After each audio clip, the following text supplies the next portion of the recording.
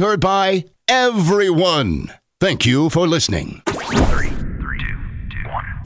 Now live from the heart of liberal Wisconsin, where the political party is just beginning. Welcome to the Devil's Advocate Show. Best friends proving it's never personal, only politics. Please allow me to introduce myself. Now here are your hosts, Dom and Crute. Welcome to the Devil's Advocates Radio Show. Dominic, it's a Monday. Oh, I can tell. There's breaking news at this hour, at this moment, at this second, as we're going on the air. And we've got the perfect guest today to help us make sense of it. He will be very shortly joining us in studio. Former U.S. Attorney Jim Santelle, Eastern District of Wisconsin. The breaking news, search warrants being executed at Trump lawyer Michael Cohen's office today. Ooh. Apparently, the FBI gathering information on a number of topics, including payments to Stormy Daniels. Excellent. Dominic, how did that become part of the Mueller investigation? Maybe because the dude opened his mouth up on Air Force One?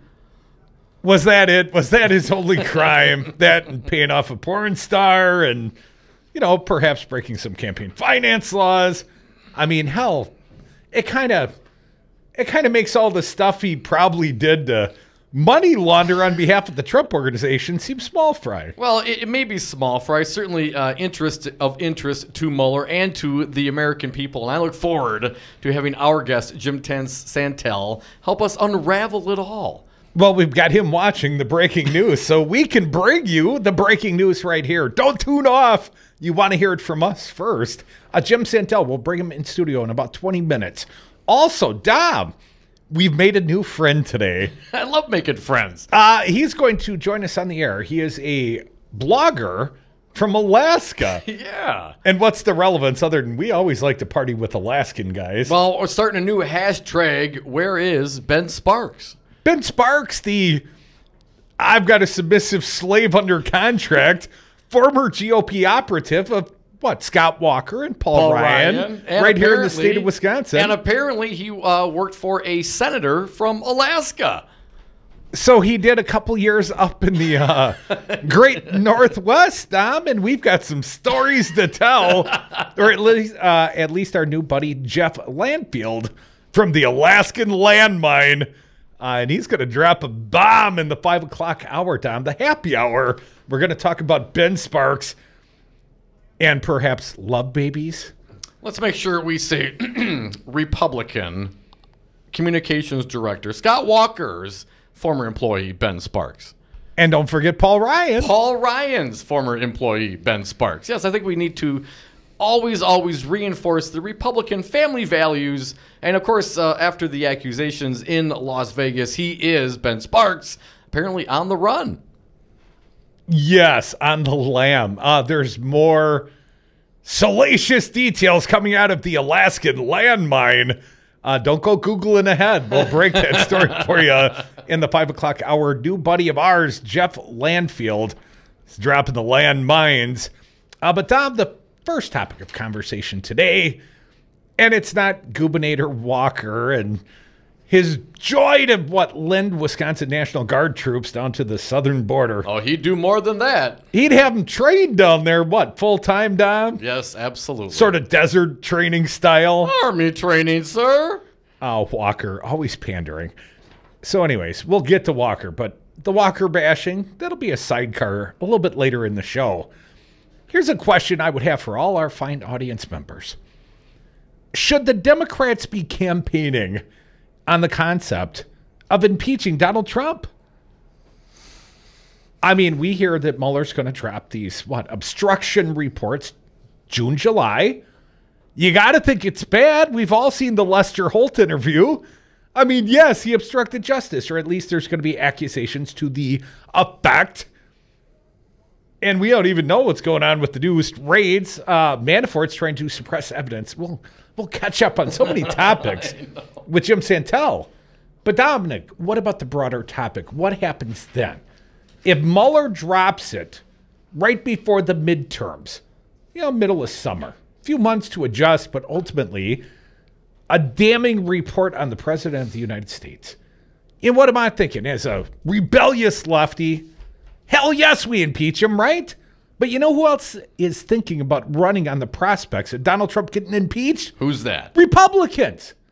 Republicans think that they will gin up their base by convincing people that if Dems take over the House, well, they're going to impeach Donald Trump.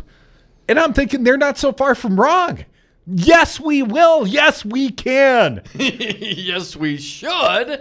But the question is, do you run? I guess my gut tells me, of course, yes, if Mueller drops something that's damning, absolutely. Now, right now, I think it's up to each individual. What if you want to get out early and fundraise on the president? I would get out there right now because, of course, what he said on Lester Holt, would constitute, in my personal, humble opinion, as obstruction of justice. So theoretically, you're already there. Now, the question is, how much do you, each candidate is going to be different. What level do they need in their mind to go run? But the question is, do you ultimately, no matter what, do you run on it or do you not? I think probably, especially if Mueller drops something and you get to your comfort level, hell yes.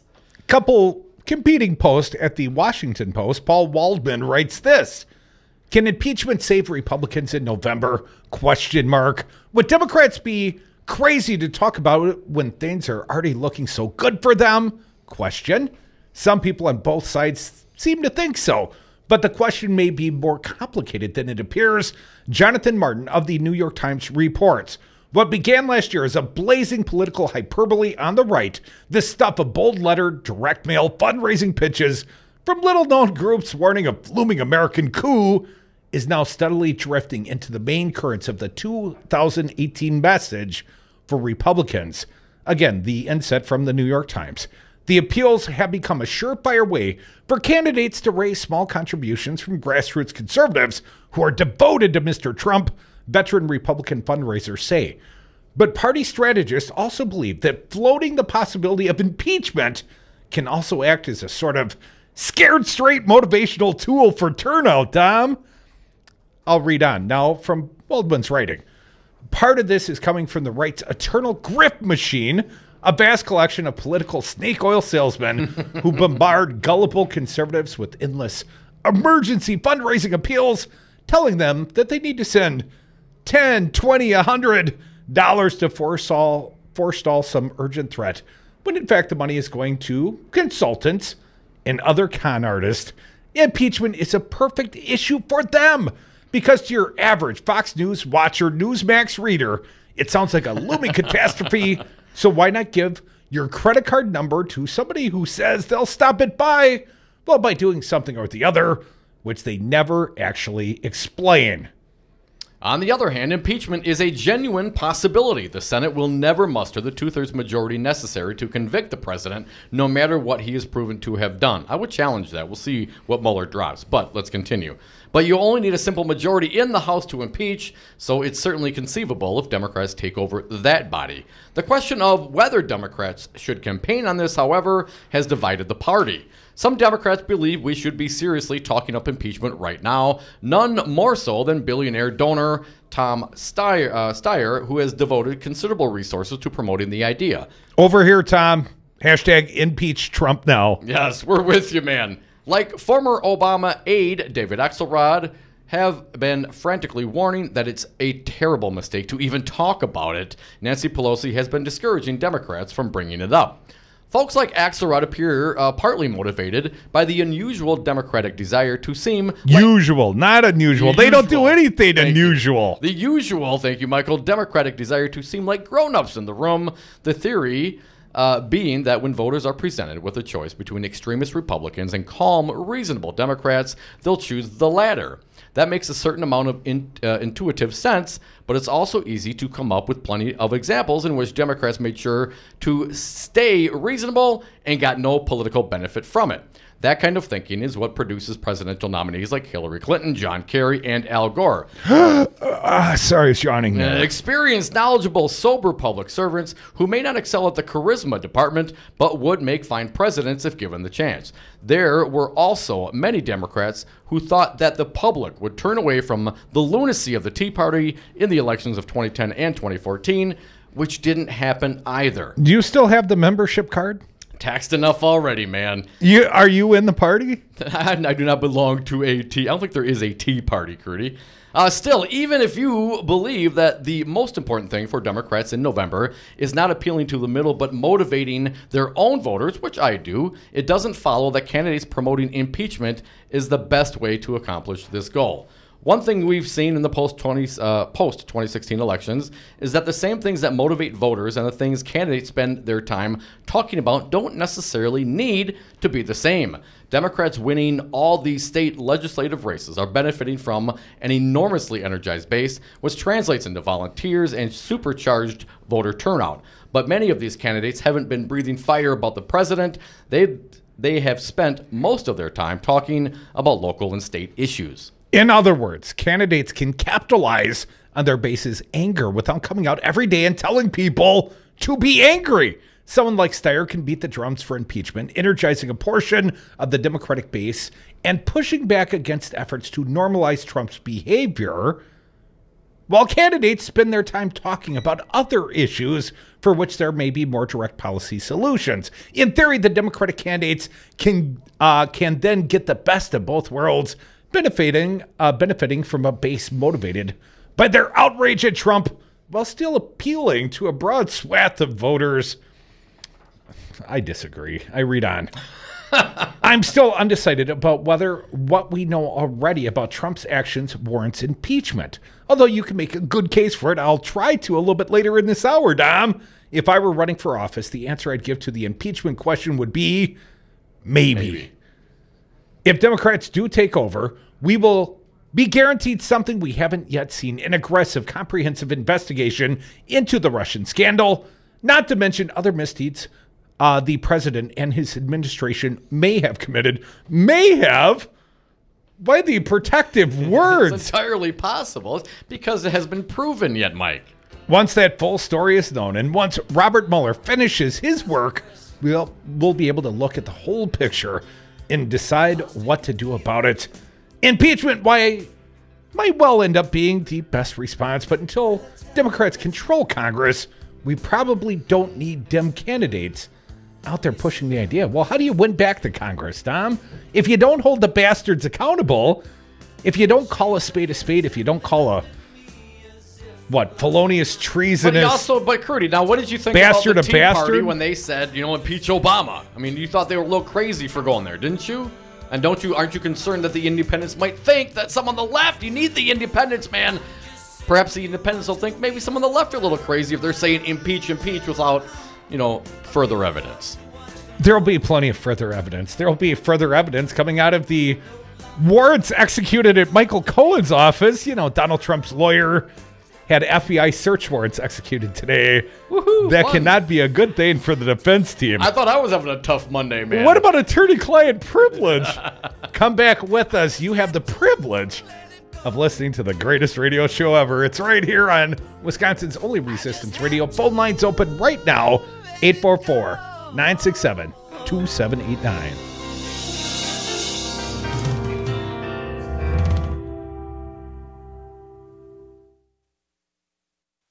Do you own a rental property, or would you like to partner with a rental investment team? Call the pros you can trust at CCL Management. Rental expertise second to none, a general contractor on staff to direct repairs and improvements, and real estate brokerage services tailored to the small investor. If you're ready to invest in rental property or just need professionals to manage your real estate portfolio, call us, CCL Management, at 608-833-0009 or visit us on the web at cclmanagement.com.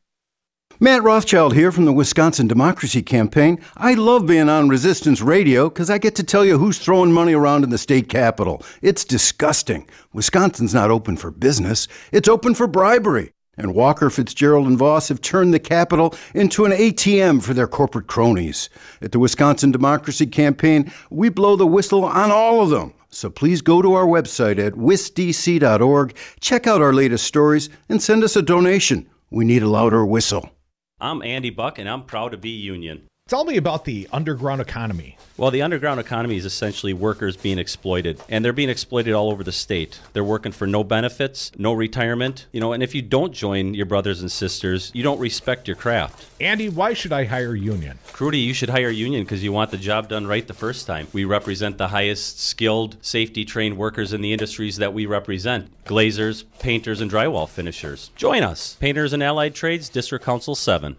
The Devil's Advocates. U.S. Senator Ron Johnson, our friend, live via phone. What about simply raising the age of weapons purchases to 21 years of age? We're sending 18, 19, 20, 21-year-olds over to Afghanistan, and they're dying. They ought to be able to vote. They ought to be able to have a beer, and they ought to be able to buy a gun to hunt with as well. Are you suggesting we lower the drinking age?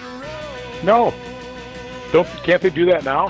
What is the age nowadays? It's 21, sir. We drink when we toast. We toast when we drink. Yikes.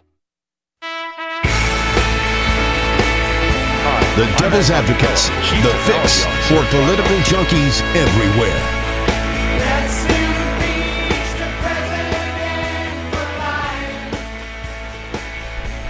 And we are back. Thank you for listening to the Devil's Advocates radio show live on Wisconsin's Resistance Radio Network, streaming on Facebook and YouTube, on Twitter at Devil Radio, and the Text Talk Party line 844-967-2789. Dominic, obviously, everyone in a hurry to get to Jim Santelle. He'll join us in the studios in our very next segment. He, former U.S. attorney from the great state of Wisconsin, and there's plenty of Mueller time to discuss, Dom.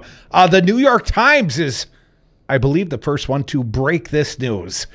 FBI raids office of Trump's longtime lawyer, Michael Cohen, Matapuzu. The FBI on Monday raided the office of President Trump's longtime personal lawyer, Michael D. Cohen, seizing records related to several topics, including payments to a pornographic film actress. Stormy! Federal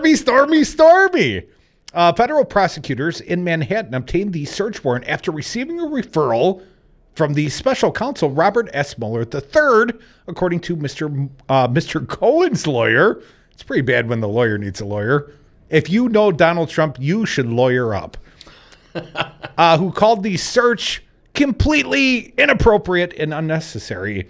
The search does not appear to be directly related to Mr. Mueller's investigation, but likely resulted from information he had uncovered and gave to prosecutors in New York. So these are what? New York prosecutors found a little dirt. Mueller's team found dirt referred to New York prosecutors, and they've raided Trump's attorney's office, Dom? New York State? I don't think a pardon gets you out of state issues, does it? Let me continue. Here's a quote. Today, the U.S. Attorney's Office for the Southern District of New York... No, U.S. Attorney, though. Let's be clear. Today, the federal U.S. attorneys executed a series of search warrants and seized the privileged communications between my client, Michael Cohen, and his clients, said Stephen Ryan, his lawyer. I have been advised by federal prosecutors that the New York action is, in part, a referral by the Office of Special Counsel Robert Mueller. Okay, so not the state of New York. Mr. Cohen, I continue, Mr. Cohen plays a role in aspects of the special counsel's investigation into Russian interference in the 2016 presidential election. He also recently said he paid $130,000 to pornographic film actress Stephanie Clifford, who said she had an affair with Donald Trump. Ms. Clifford is known as Stormy Daniels. Dominic, a very plausible claim, I'm sure. Mr. Ryan said Mr. Cohen has cooperated with authorities and turned over thousands of documents to congressional investigators looking into Russian election meddling. The payments to Ms. Clifford are only one of the many topics being investigated, according to a person briefed on the search. The FBI also seized emails, tax documents, and business records, the person said. The seized records include communications between Mr. Trump and Mr. Cohen, which would likely require a special team of agents to review because conversations between lawyers and clients are protected from scrutiny in most instances. What'd he do? I mean, that seems like a big one. If they think that they have it, pierce that veil. I mean, the client attorney confidentiality, I'm not clear how they do so unless you were really, really naughty. I was hoping it's naughty. The legal term we'll have to ask Jim Santelle. I don't. Awfully so. Naughty. Very, very bad. You were a bad man. More spankings in order. Maybe you should get a paddle with the word slave on it. Now, last night, that's an interesting story we'll tell in the 5 o'clock happy hour, Don. Did you watch 60 Minutes last night? I did not. They had the Harvard Lampoon on. That was the feature of one of their, interviews, investigations. And the Harvard Lampoon pulled a hell of a prank.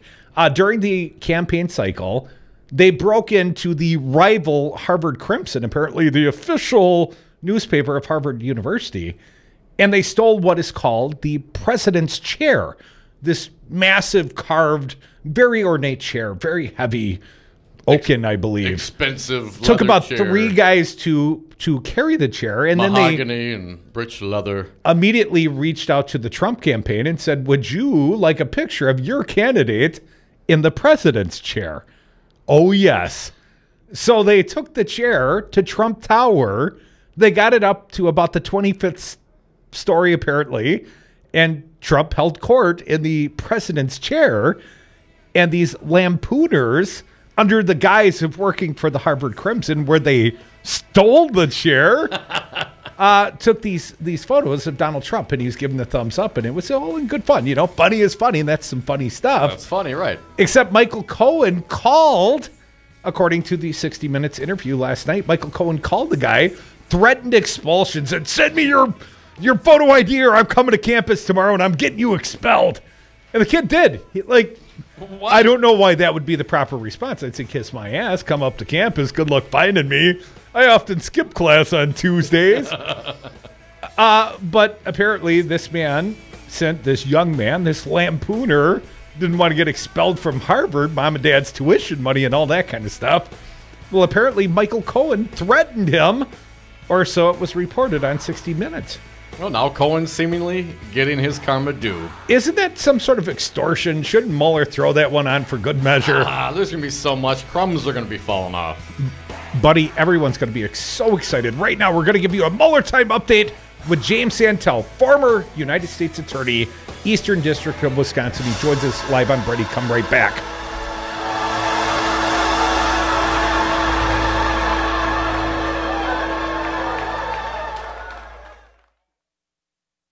Excuse me. I know you have a 9 o'clock, so I'll keep this short.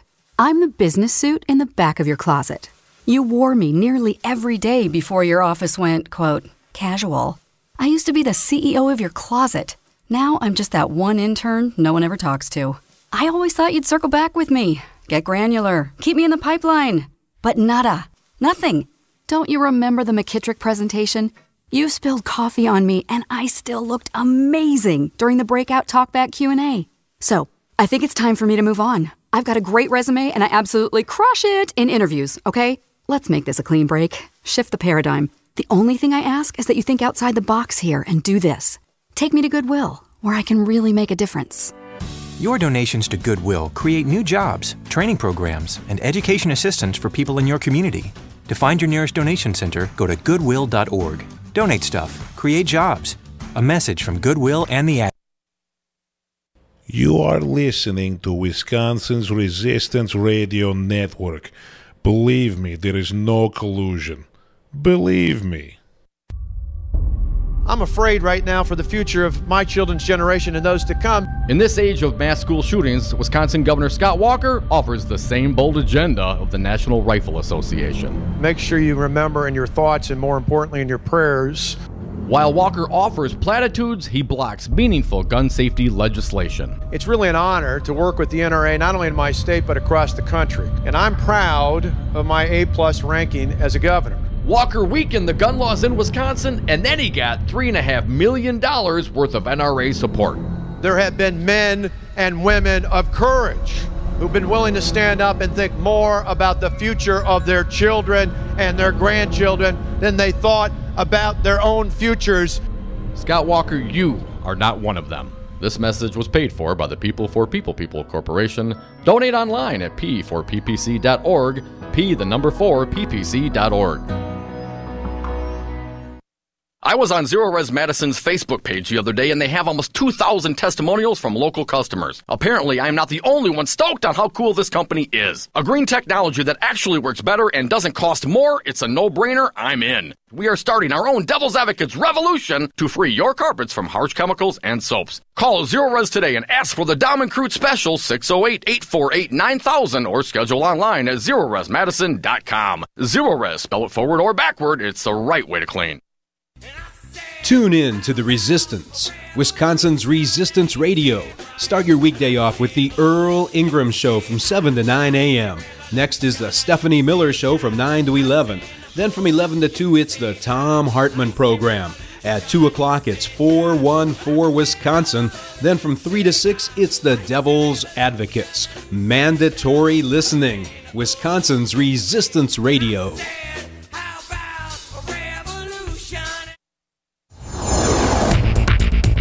For Wisconsin's Resistance Radio Network, I'm Stu Daniels with your headlines. Wisconsin's U.S. senatorial race is already the most expensive in history, not including special elections. More than $13 million has already been spent on the race by outside groups. That is about 3 times as much as the next most expensive race.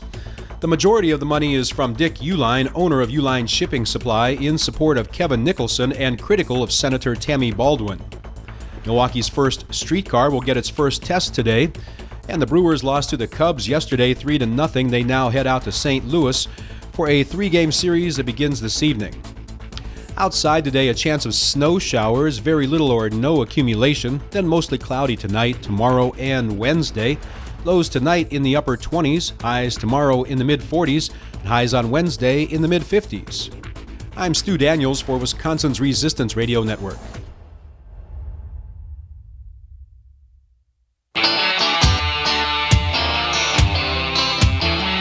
Charged, never convicted. Dom and Crute are the Devil's Advocates. Welcome back to the Devil's Advocates radio show. Dom, I think the happy hour might have come early today. We got some breaking news, and we got a fine guest to help us sort it out. He is Jim Santelle. He's a former U.S. attorney. He's our guest live on Brady. Welcome, Jim Santelle. Once again, a pleasure to be with you, gentlemen, to talk about the latest news breaking as we speak. Yes, thank you. Finally in studio. It's been many times, but first time in studio. Thanks I'm delighted to be here. Been here before with Earl Ingram and others, but glad to be with you today in person. Awesome.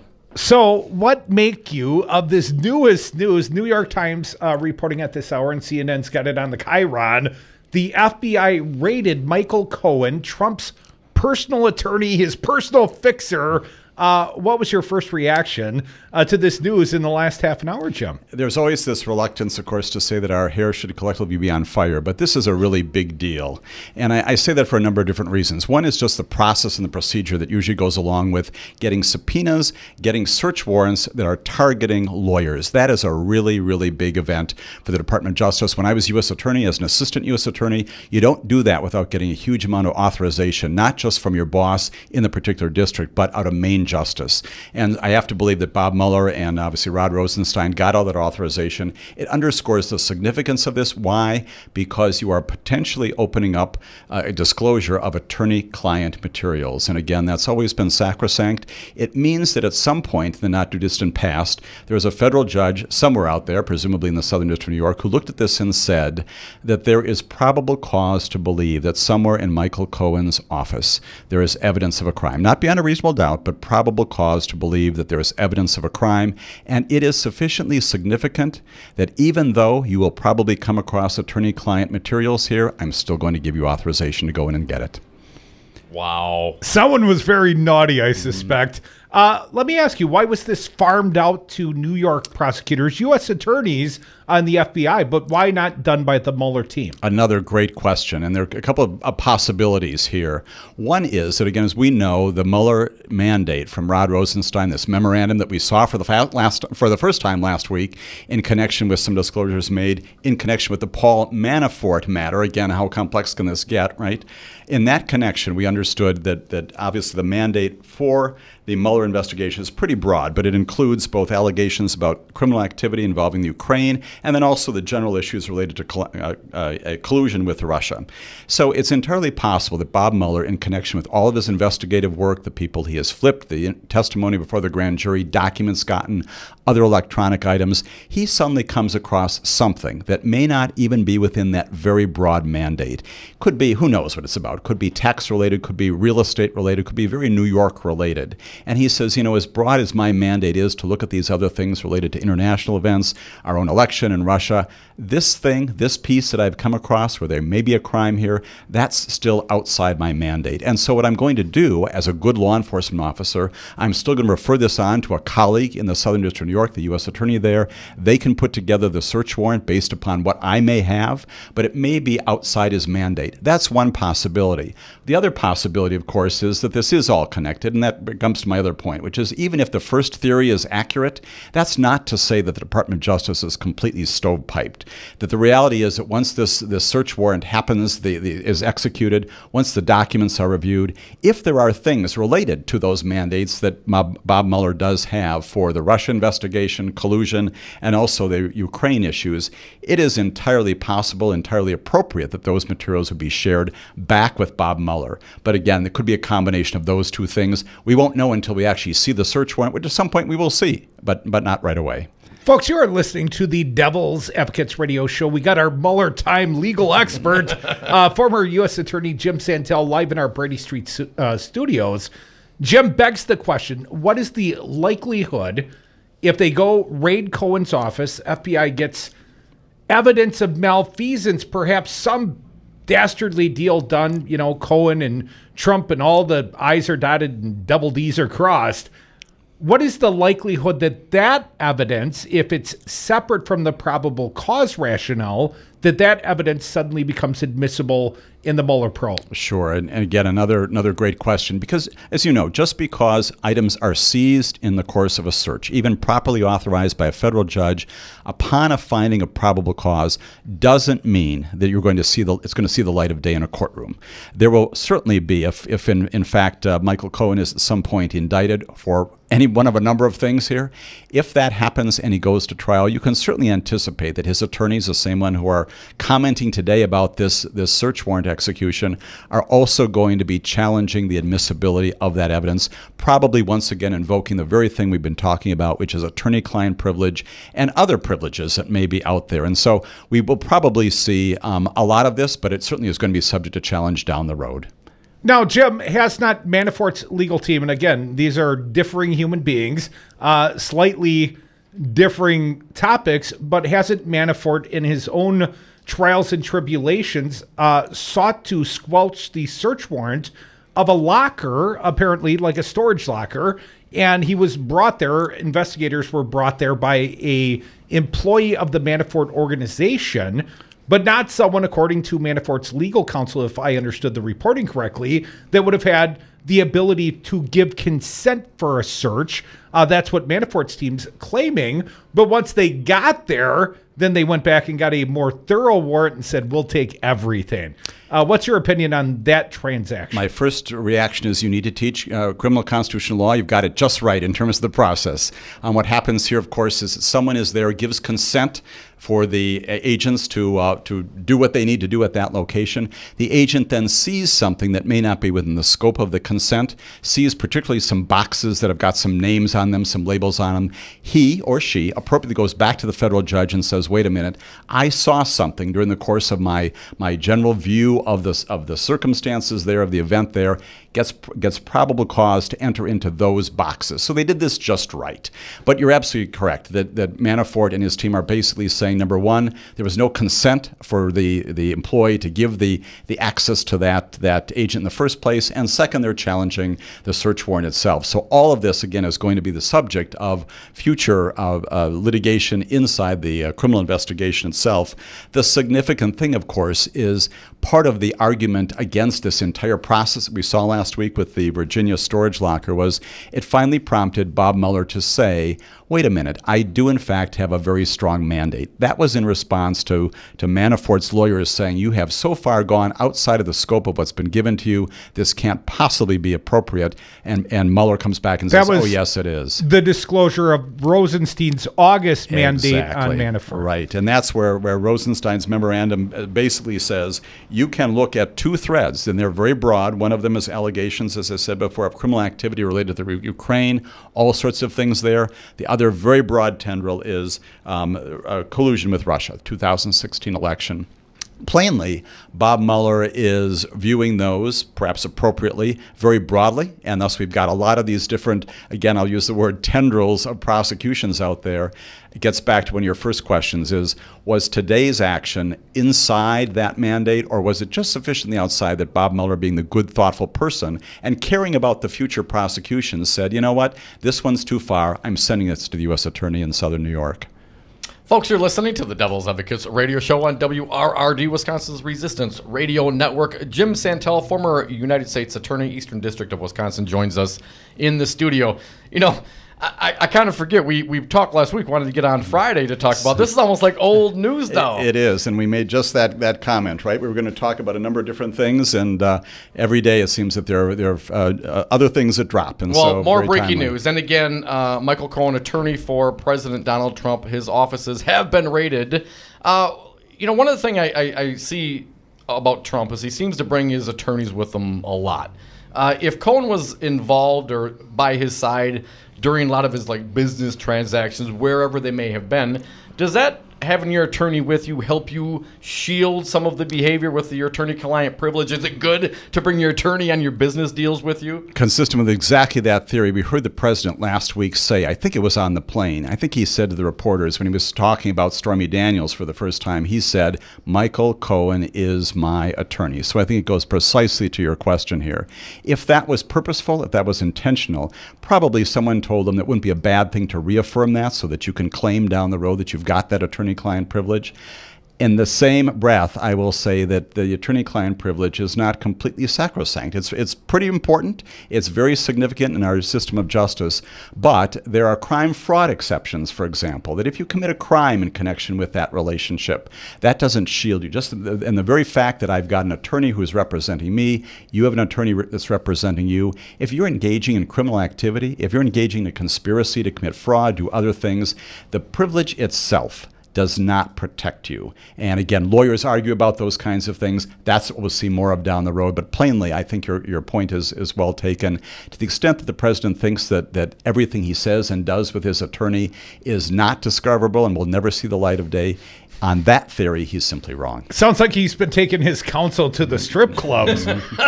So the consigliere may offer advice, but will not shield you necessarily from illegal behavior. Jim, with the memos released last week in the response, did you find any hidden messages in there? What was your take on that? Sure. You know, again, I think the big one is just that plainly the Mueller investigation is a broad one. We've known that for a long time.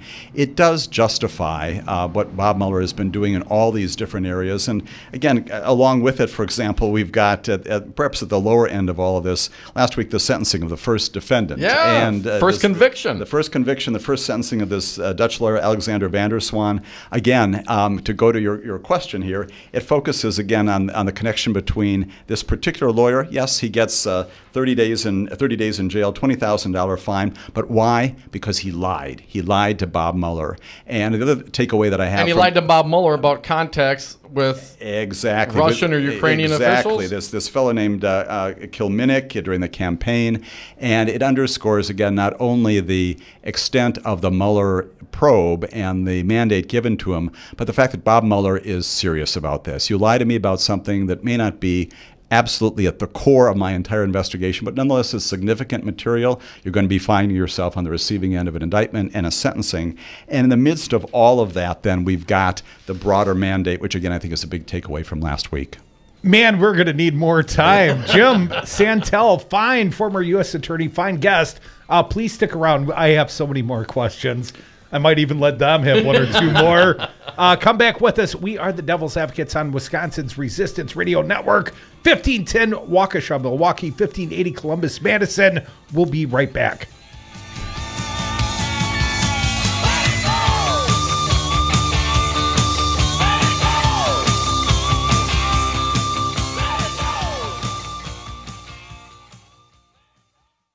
Promises made. Have you paid into a pension plan or are currently paying into a pension? Join the Wisconsin Committee to Protect Pensions Saturday, April 21st for an update from Washington, D.C. and the first Special Select Committee. The meeting is at the American Legion Post at 3245 North 124th Street in Brookfield, Wisconsin at 10 a.m. A promise is a promise is a promise. This is an issue that affects everyone. Active workers, retirees, spouses, and veterans are encouraged to attend Saturday, April 21st at the American Legion Post at 3245 North 124th Street in Brookfield at 10 a.m. Meetings are also taking place in Sheboygan, Endeavor, Wausau, and Green Bay. Go to the Wisconsin-Milwaukee Southeast Committee to Protect Pensions Facebook page to learn more. Join us Saturday, April 21st, 10 a.m., the American Legion Post in Brookfield. It's not their money, it's yours. We were wrong. They stole our pensions.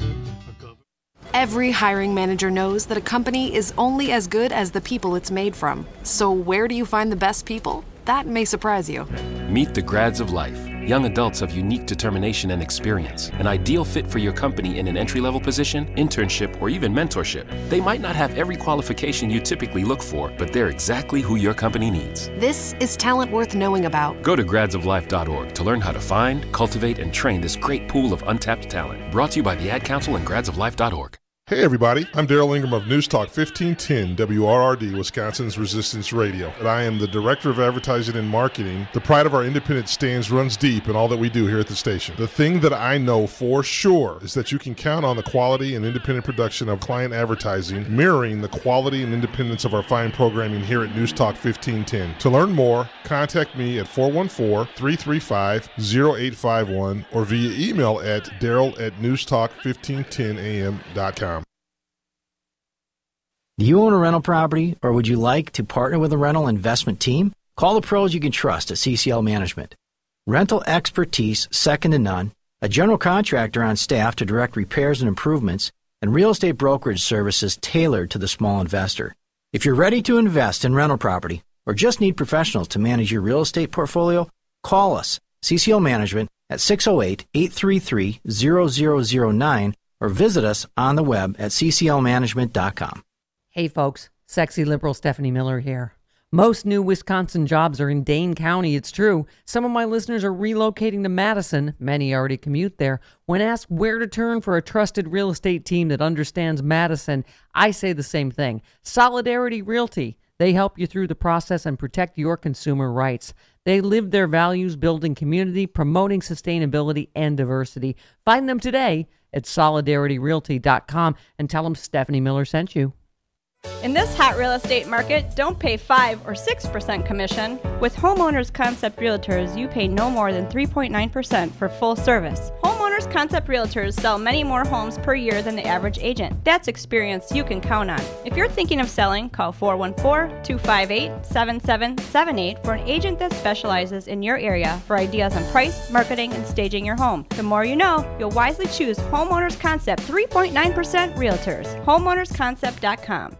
Dad, this is fun. I didn't think I'd like kayaking. Well, I'm glad you enjoyed it, but I think it's time to head back in. Okay. Can we come back? Sure. Hey, be careful getting out of the boat. It's a kayak, Dad. I'm gonna return the kayak. Can we walk home? How about a taxi? It's a short fare from your neighborhood to your naturehood. Visit discovertheforest.org to find a neighborhood park or green space near you. Brought to you by the Ad Council and the U.S. Forest Service.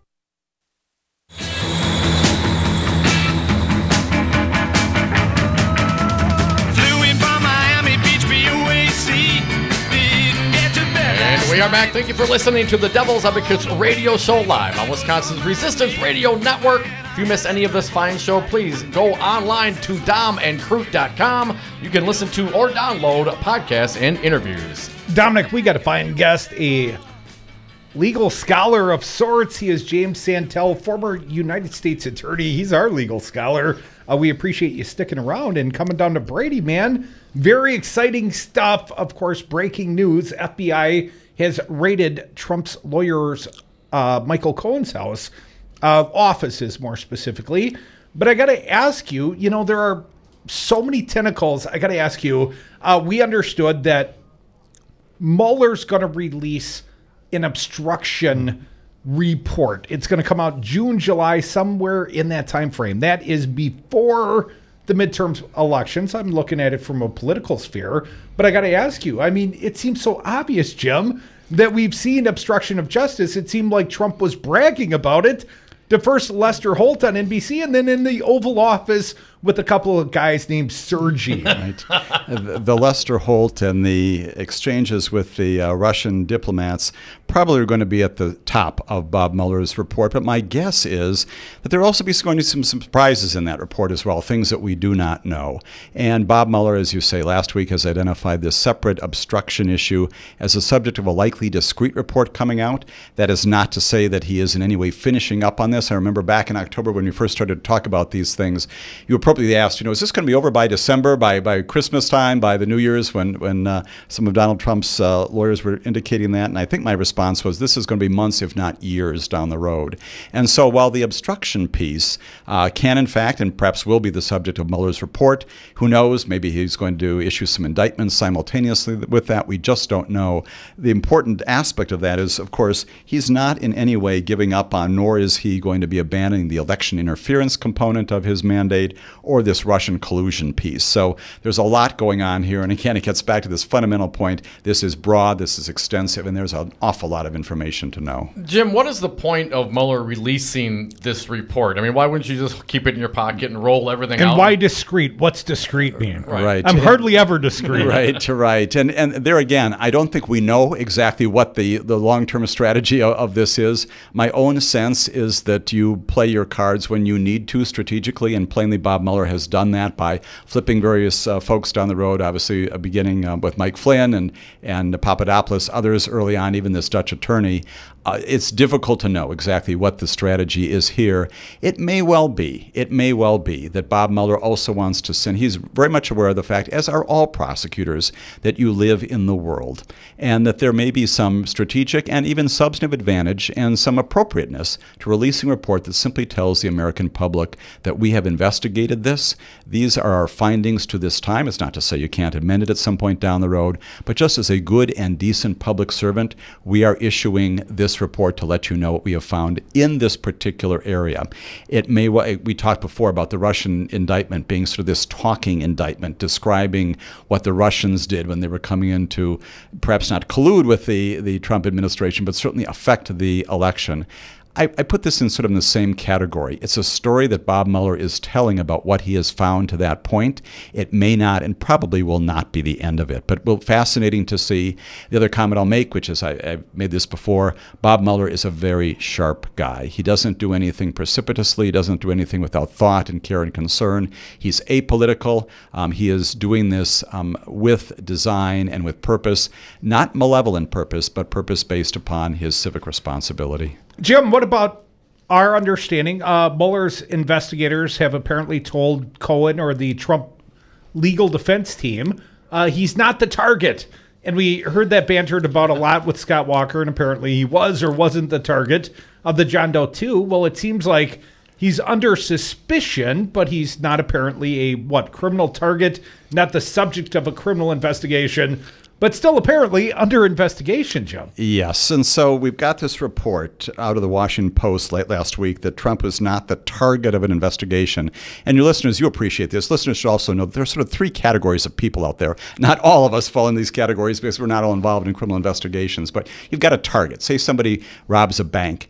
and you're on videotape, you're a target of that investigation because it's fairly clear from the prosecutors and the investigators you're the person, the man or woman who probably did it. So you're targeting that person likely for prosecution. There's a second category called subjects, people who may be in the area, may eventually be targets, they may eventually be indicted. You don't know what their role, what their position was, and so they're a part of the investigation. Sometimes you might call them people of interest, that you may be interested in exploring more and getting their testimony down the road. And then they're just pure witnesses who are not involved, don't have any criminal culpability, but simply were there to witness the event.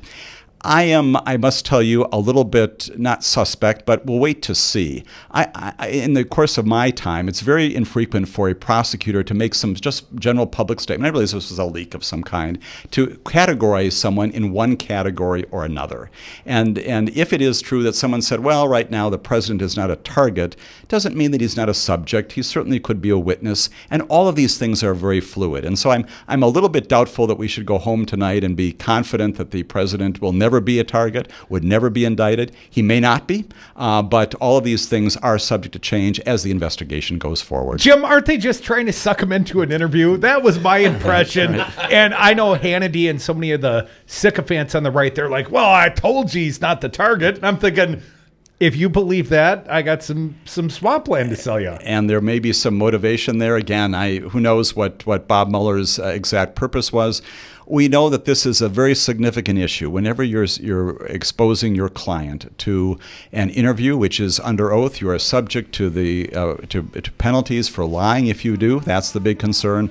That's the reason why John Dowd probably left the company of the president's lawyers, just because he was opposed to this notion of having Donald Trump speak to Bob Mueller or his people. Perhaps because he's concerned about the reckless statements the president may make. So we will see if that happens. My strong sense is that one way or another, the lawyers for President Trump are going to try, if they're smart, very hard not to have the president on the record in front of an investigator under oath. James Santelle, former U.S. attorney, friend of the Devil's Advocates, we thank you so much. We got to do this more often. Maybe they would indict the whole family for us. I look forward to our next visit, which probably will be very soon. Thank you, Jim. James Santelle, come back with us. More Devil's Advocates. We'll be right back. Send lawyers, guns, and money. Oh! Yeah.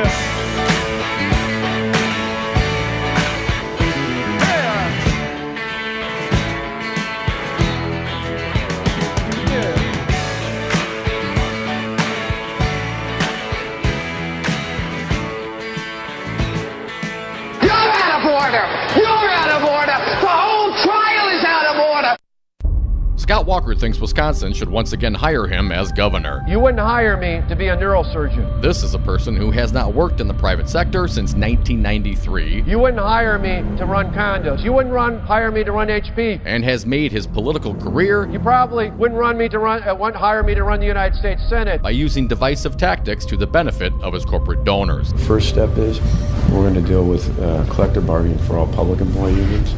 Because you divide and conquer. Now he supports the largest publicly funded government subsidy of a foreign corporation in American history. You know, they can go suck lemons. And Scott Walker has yet to live up to his first campaign promise to create 250,000 jobs. Is this a campaign promise? Something you want to be held to? Absolutely.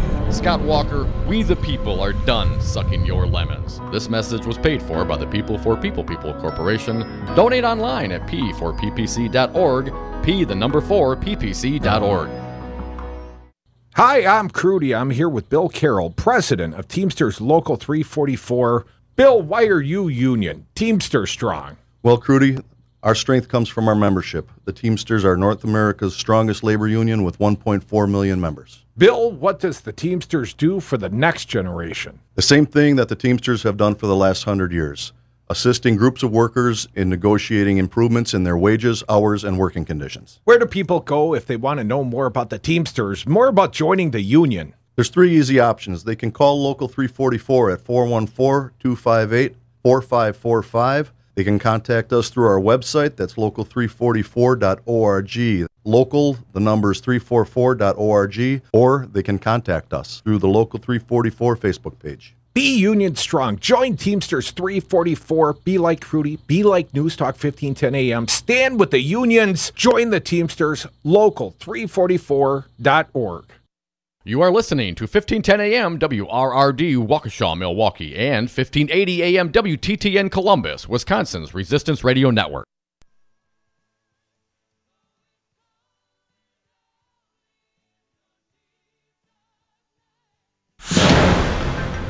Raiding Trump's lawyer, shaming Russia. I'm Michael Toscano. FBI agents carrying court-authorized search warrants seized documents from President Trump's personal attorney, Michael Cohen, during a raid on his office. Documents, CNN reports, are related to porn star Stormy Daniels. The warrants executed by the Office of the U.S. Attorney for the Southern District of New York based on information forwarded by Russia Special Counsel Robert Mueller. Correspondent Evan Perez tells us Mueller may have found information about the hush money payment Cohen made to Daniels to protect President Trump, which is not seen as under Mueller's jurisdiction. I think Mueller has probably arrived at the same conclusion, that even if there's something here to be investigated, it is not for him to do, and it's the jurisdiction of the Manhattan U.S. Attorney. U.S. Ambassador to the United Nations Nikki Haley hitting Russia hard. Who does this? Only a monster does this. Haley blaming Russia and its client state Syria for the chemical weapons attack on civilians, including children, inside Syria. Only a monster targets civilians and then ensures that there are no ambulances to transfer the wounded, no hospitals to save their lives, no doctors or medicine to ease their pain. Haley says the U.S. will take action even if the UN does not, and at the White House, President Trump said a missile strike is not ruled out. Nothing's off the table. Nothing's off the table. The Bill Cosby retrial on sexual assault finally got underway today. Let's bring in Steve Kastenbaum from outside Philadelphia. Steve? In his opening arguments, the prosecutor revealed something that we had never heard before, the amount of money Bill Cosby paid to Andrea Constand in the civil suit. The prosecutor said it was money meant to buy her silence, nearly $3.4 million. The defense will use this to try to convince the jury that Andrea Constand alleged that Bill Cosby raped her in order to get money from him. The latest from... Hi, this is Brad Saag, owner of Zero Res Madison Carpet Cleaning. Zero Res is the best new technology in carpet cleaning. We have a patented process using empowered water, a high-tech process in which we force the water to act like soap. It doesn't want to stay in that state. It's jacked up and it's angry and it wants to hit the dirt and then it neutralizes. When we're done, all that's left in your carpet is just light moisture. In the end, you get the cleanest, greenest, healthiest carpet cleaning available. Call us at 848-9000. Zero Res. Spell it backward or forward. It's the right way to clean. The Resistance is live 7 days a week here on 1510 AM WRRD, Wisconsin's Resistance Radio. Tune in Sundays for Meet the Press with Chuck Todd from 11 a.m. to noon. Then it's the Jeff Santos Show, kicking ass for the middle class from 12 to 3 p.m. And Citizen Action's Battleground Wisconsin rages from 3 to 4 p.m. Get your groove on with Stu Man PM, politics and music, 4 to 6 p.m. with Stu Daniels. Always streaming at newstalk1510am.com, Wisconsin's Resistance Radio. On the example policy at selectquote.com/commercials. Your price could vary depending on your health, issuing company, and other factors. Not available in all states. Old Man Winter singing My Kind of Town Chicago is today as the Chicago Cubs home opener was snowed out. John Stolnis reports the cold facts. Early April can be a tricky time for weather in Chicago. One of the reasons why the Cubs were scheduled to play their home opener later than anyone else in baseball this year. But after about an inch and a half of snow fell on Wrigley Field this morning, the team announced the home opener against the Pittsburgh Pirates would be pushed back until tomorrow, which had been a scheduled day off for both teams. Officials tried to delay the start of the game by an hour to give themselves more time, but snow was still covering the seats on the lower bowl as well as the playing surface, and the decision was made to move the game to Tuesday. The Cubs started the season on the road in Miami, Cincinnati, and Milwaukee. I'm John Stolnis. Well, the checkout line might start moving a little faster in the next few weeks as paying for a purchase is about to get more streamlined. Visa, MasterCard, American Express, and Discover. Well, Jason, I've got to tell you, you're pretty much everything this company is looking for in an entry-level candidate. Great. Your resume isn't quite what we're used to, but you've got a fantastic work ethic. Thank you. And I'm impressed by how you carry yourself. So, should we talk about the job? What? The job? Oh, sorry. Yeah, I have no way of recruiting or even meeting you. This interview didn't happen. It may sound ridiculous, and that's because it kind of is. There's a huge pool of talent your company is missing out on. Meet the grads of life. Who are they? Talent worth knowing about. Young adults of unique determination and experience. an ideal fit for your company in an entry-level position, internship, or even mentorship. They might not have every qualification you typically look for, but they're exactly who your company needs. Man, we really could have used him. Don't miss out on a resource many innovative companies have already discovered. Go to gradsoflife.org to learn how to find, cultivate, and train this great pool of untapped talent. Brought to you by the Ad Council and gradsoflife.org. For Wisconsin's Resistance Radio Network, I'm Stu Daniels with your headlines. Wisconsin's U.S. senatorial race is already the most expensive in history, not including special elections. More than $13 million has already been spent on the race by outside groups. That is about 3 times as much as the next most expensive race. The majority of the money is from Dick Uihlein, owner of Uihlein Shipping Supply, in support of Kevin Nicholson and critical of Senator Tammy Baldwin. Uihlein was also the primary backer of unsuccessful Republican senatorial candidate Roy Moore from Alabama. Outside today, a chance of snow showers, very little or no accumulation, then mostly cloudy tonight, tomorrow, and Wednesday. Lows tonight in the upper 20s, highs tomorrow in the mid-40s, and highs on Wednesday in the mid-50s. I'm Stu Daniels for Wisconsin's Resistance Radio Network.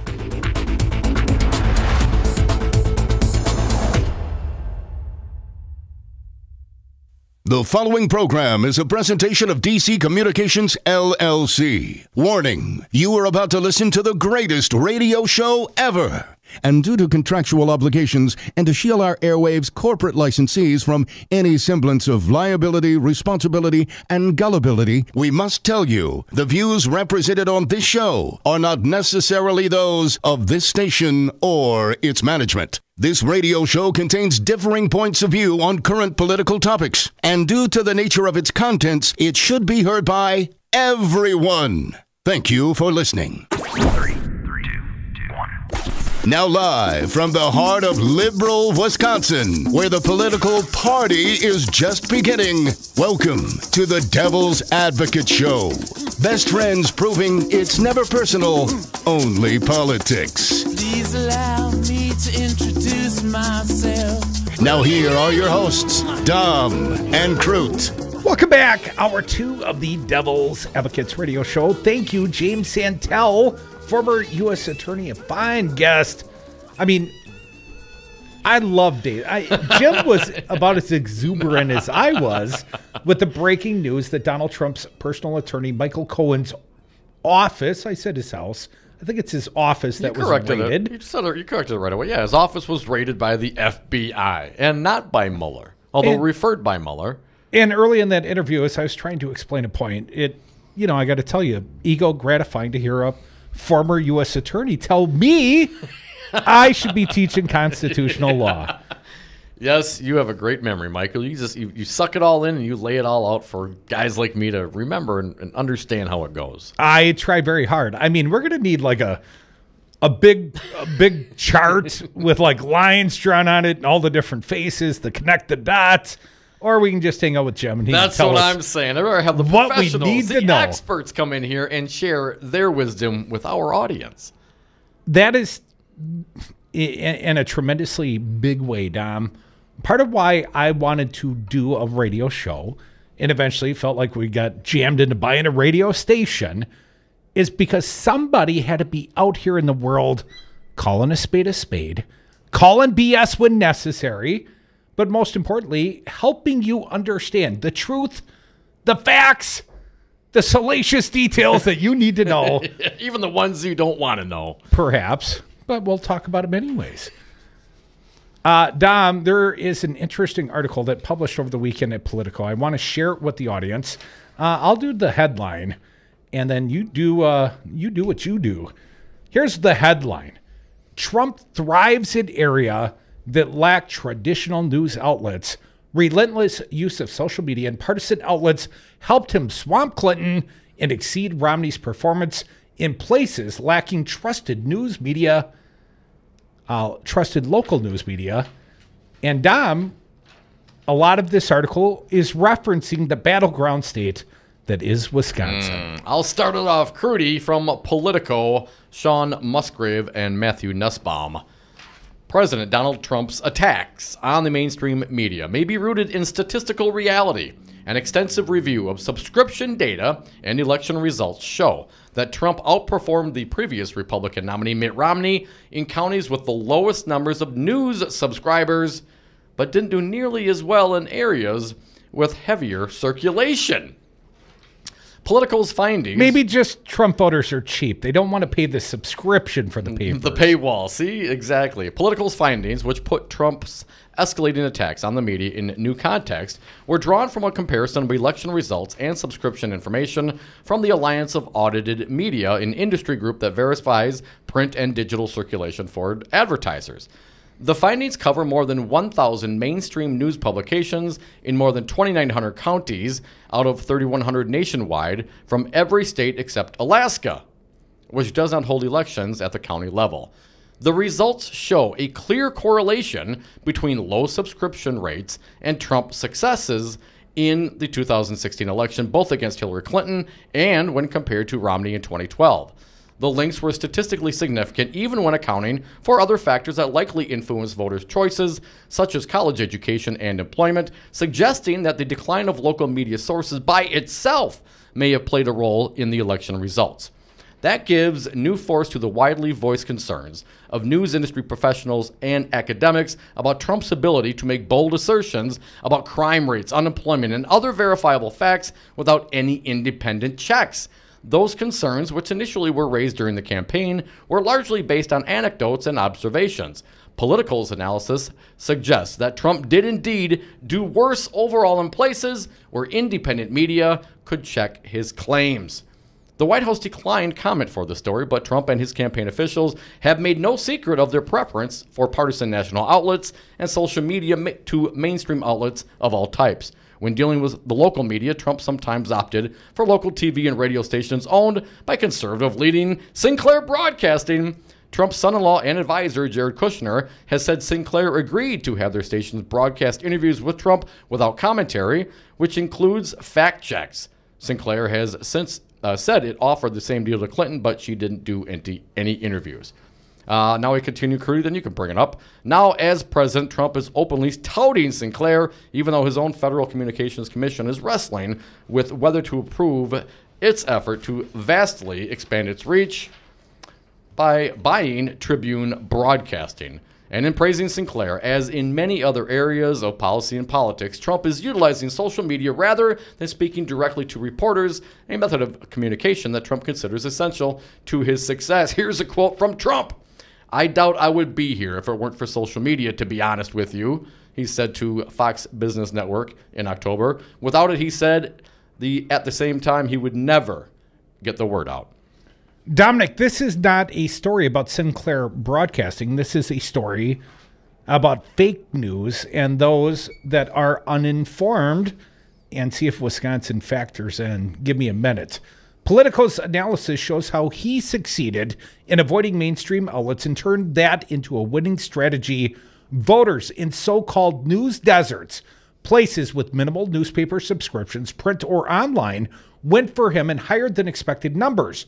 In tight races with Clinton in states like, wait for it, Wisconsin, North Carolina, and Pennsylvania, the decline in local media could have made a decisive difference. To assess how the decline in news subscriptions might have affected the presidential race, Politico made a county-by-county comparison of data from the AAM. Almost all daily newspapers report their subscription numbers, print and online, to AAM for verification in order to sell to advertisers. Some of the smallest outlets do not, though including weekly publications. After ranking the counties on subscription rates, Politico compared election results between counties with high and low subscription rates and used regression analysis to determine the correlation between the news circulation and election results. Among the findings, bullet point number 1, Dom, Trump did better than Romney in areas with fewer households subscribing to news outlets, but worse in areas with higher subscription rates. In counties where Trump's vote margin was greater than Romney's in 12, the average subscription rate was only about 2/3 the size of that in counties where Trump did worse than Romney. Did you get that? Trump did better than Romney where the people didn't buy magazines, didn't buy local newspapers. I read on. Trump struggled against Clinton in places with more news subscribers. Counties in the top 10% of subscription rates were twice as likely to go for Clinton as those in the lowest 10%. Clinton was also more than 3.7 times as likely to beat former President Barack Obama's 2012 performance in counties in the top 10% compared to those in the lowest 10%, the driest of the so-called news deserts. Another bullet point. Trump's share of the vote tended to drop in accordance with the amount of homes with news subscriptions. For every 10% of households in a county that subscribe to a news outlet, Trump's vote share dropped by an average of 0.5 percentage points. Maybe skip everything and buy everyone a subscription to the local paper. Right. But of course, what that would require is local journalists and local editorial boards that are fact-checking the president. I'm going to read a little farther. To many news professionals and academics who've studied the flow of political information, there's no doubt that a lack of trusted local media created a void that was filled by social media and partisan national outlets. Right here in the state of Wisconsin, we have MacGyver, Watchdog.org. Let's not forget, there are paid righty news outlets. Right Wisconsin, Charlie Sykes, now James Widgren's outfit. There are paid righty news outlets that just write these very newsy sounding propaganda pieces. They submit them to local papers in the state of Wisconsin, and they see how many of them are willing to publish. And when you're a small town paper and you've cut your journalistic staff, well, it's hard to fill. You know, if you got more advertisements than articles, well, you're looking for some outside submissions. And right here in the state of Wisconsin, the righties are more than willing to fill that breach. Where real journalists have gone bye-bye, the right has inserted their own editorial and journalistic viewpoint, let's call it. I would call it propaganda. It's content, Crudy. Well, truly, that is what it is. It fills the pages, but it fills the pages with propaganda. I'm going to read a quote. Without having the newspaper as kind of a true north to point you to issues, you are left to look for other sources, said Penny Abernathy, a University of North Carolina professor who has closely studied the decline of local media. And because of the dramatic rise in social media, that ends up being your Facebook friends. Rick Tyler, who served as communications director for Ted Cruz' presidential campaign, had a front row seat for the rise of Trump and noted that for many Trump supporters, the candidate himself was the most trusted source of news. Wow. Here's a quote. What he's doing is he's becoming the source and they believe him. It doesn't matter if the people they don't believe say he's not telling the truth. Trump's breakthrough is that he's unencumbered by the truth. Trump himself communicates directly to about 50 million followers on Twitter, and during the presidential primaries, his Twitter following was larger than the total number of votes he received in becoming the Republican Party nominee. His number of Twitter followers far exceeds the number of subscribers for all news outlets, print and digital, in the country. 35 million for weekday and 38 million on Sundays as of 2016. Wow. In late December, Trump wrote on Twitter, I use social media not because I like to, but because it's the only way to fight a very dishonest and unfair press, quotation marks, now often referred to as fake news media. Phony and non-existent sources are being used more often than ever. Many stories and reports, a pure fiction, exclamation point. Says the president whose attorney's offices were raided by the FBI today. Yeah, but let's not get off point. The point here is the fake news and those that were the subject of the fake news. If Donald Trump could tweet at you and no one could ever fact check the man. It's not just the fake news, Crudy. That's certainly part of it. But it's, again, the lack of local news. Well, the lack of local editorial pages, local journalists. The news deserts. Well, they're right here in the state of Wisconsin. We'll talk more about that when we come back. We are the Devil's Advocates. We're your oasis of truthiness right here in southern Wisconsin. Come back with us, 1510 a.m., 1580 a.m. More Dom and Crew.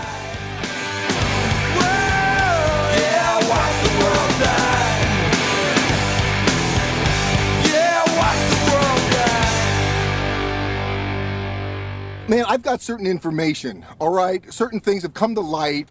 Well, he was done with that conversation. If you're like a lot of companies, you know you need IT, but you aren't sure where to start. That's where Five Nines comes in. Hi, I'm Todd Stryker, President and CEO. For almost 15 years, Five Nines has been providing IT solutions to companies just like yours. We'll show you the solutions that are right for your business and give you the roadmap to success in the future. Find us at fivenines.com. That's the number 5, NINES.com. Hello, it's me, the designer jeans in the back of your closet. What happened to us? I used to summer in the Hamptons, and now I'm stuck behind a pair of sweats. Okay, maybe I never really fit you right, but I got a lot more Sunday fun days left in me. So take me to Goodwill, where I can really make a difference. Your donations to Goodwill create jobs, training programs, and education assistance for people in your community. To find your nearest donation center, go to goodwill.org. Donate stuff. Create jobs. A message from Goodwill and the Ad Council. Adopt US Kids presents Multiple Choice Parenting. Your daughter just had her first breakup. Do you A, put yourself in her shoes? How could he do this to you? And for Sheila, she has split ends. B, console her. Oh, sweetie, this is going to happen a lot. 4, maybe 5 more times before you get married. C, take charge. Got to get this all straightened out. Give a little talking to, man to man, mano a mano. Hey, Steve! Is now a good time? No? Okay, no problem. Bye. Or D, help her find a new boyfriend. I know a great place to meet boys. The internet. Nice, single boys. Never mind. How about some ice cream? As a parent, there are no perfect answers. But you don't have to be perfect to be a perfect parent. Thousands of teens in foster care will love you just the same. For more information on how you can adopt, visit adoptuskids.org. A public service announcement from the U.S. Department of Health and Human Services, Adopt U.S. Kids, and the Ad Council. Have you outgrown your house? Are you sick of apartment living? Not ready to buy, but know you need to move? Hi, folks. This is Tom Hartman for CCL Management in Middleton. You should consider moving up to one of the finer rental homes CCL Management represents. Unique houses and condos, always clean, most are pet-friendly. Visit cclmanagement.com today to find your new home. CCL Management, Dane County's premier leasing and property management company. Call CCL Management at 833-0009. That's 833-0009. Or visit cclmanagement.com today.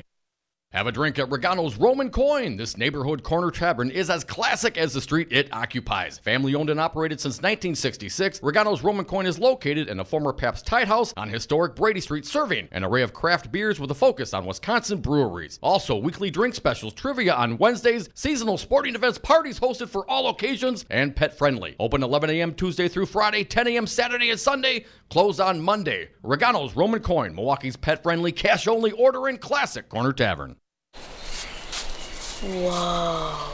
The moment my son saw a redwood tree. It's huge! Is the moment I knew that for him, You can't even see the top of that thing. even the sky has no limit. There are some moments only the forest can inspire. Find yours at discovertheforest.org. Learn about forests near you and discover cool things to do when you go. Your moment is out there. Find it at discovertheforest.org. Brought to you by the U.S. Forest Service and the Ad Council.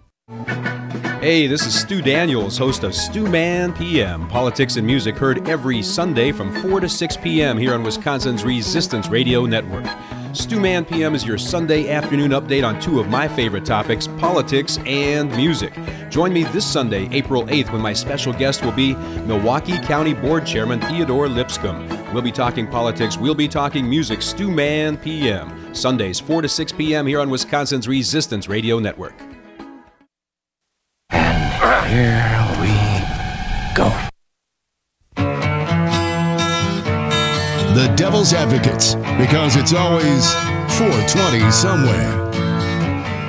And we are back from the 420 break. Thank you so much for listening to the Devil's Advocates radio show live on Wisconsin's Resistance Radio News Network, also streaming on YouTube and Facebook, on Twitter at Devil Radio.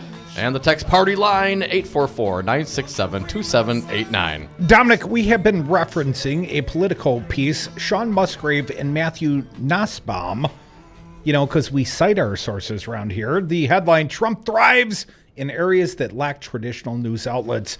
Back to the body of the piece. Between 2015 and 2016 alone, Print and digital subscription rates dropped 8%, according to AAM. Between the 2012 election, which Barack Obama squared off against Romney, and the 2016 Trump-Clinton clash, weekday subscriptions dropped 19%.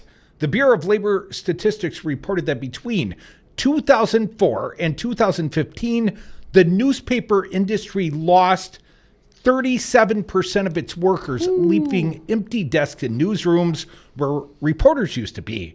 People who no longer subscribe to the local paper could get some reported news from dwindling numbers of free articles per month. They also could share articles from hundreds of sources, mainstream media and ideological media, or in many cases from the places on the web that no one can identify. Twitter more than doubled its number of users between 12 and 16. Facebook, meanwhile, went from nearly breaking even in 2012 to reporting a profit of $10.2 billion in 2016 after Zuckerberg sold all of our information to Cambridge Analytica. I read on from this piece, emerging as the dominant organizational tool for presidential campaigns. One more paragraph or so. National news outlets fared better than local outlets in the shift from print to digital. Investors, some seeing economic opportunity, and others less concerned about profits than pressing openly partisan agendas, swoop in to buy national outlets and create new ones. That meant Washington was awash in reporters, while the rest of the country saw an abject collapse of news editing and reporting. 1 in 5 reporting jobs nationwide were in Washington, New York, and Los Angeles as of 2014, according to the Post, up from 1 in 8 in 2004. To many media professionals, the decline of local news has had its greatest impact in the lack of scrutiny of city halls and state houses across the country. But the political analysis indicated that the loss of local outlets and the downsizing of others has had a profound effect on the national dialogue as well, Dom. Historically, strong local newspapers have had the ability to set the agenda for debate of important policy issues, Abernathy, a former New York Times executive, said. Because of the financial pressures that have occurred on the industry, that mission has been significantly diminished.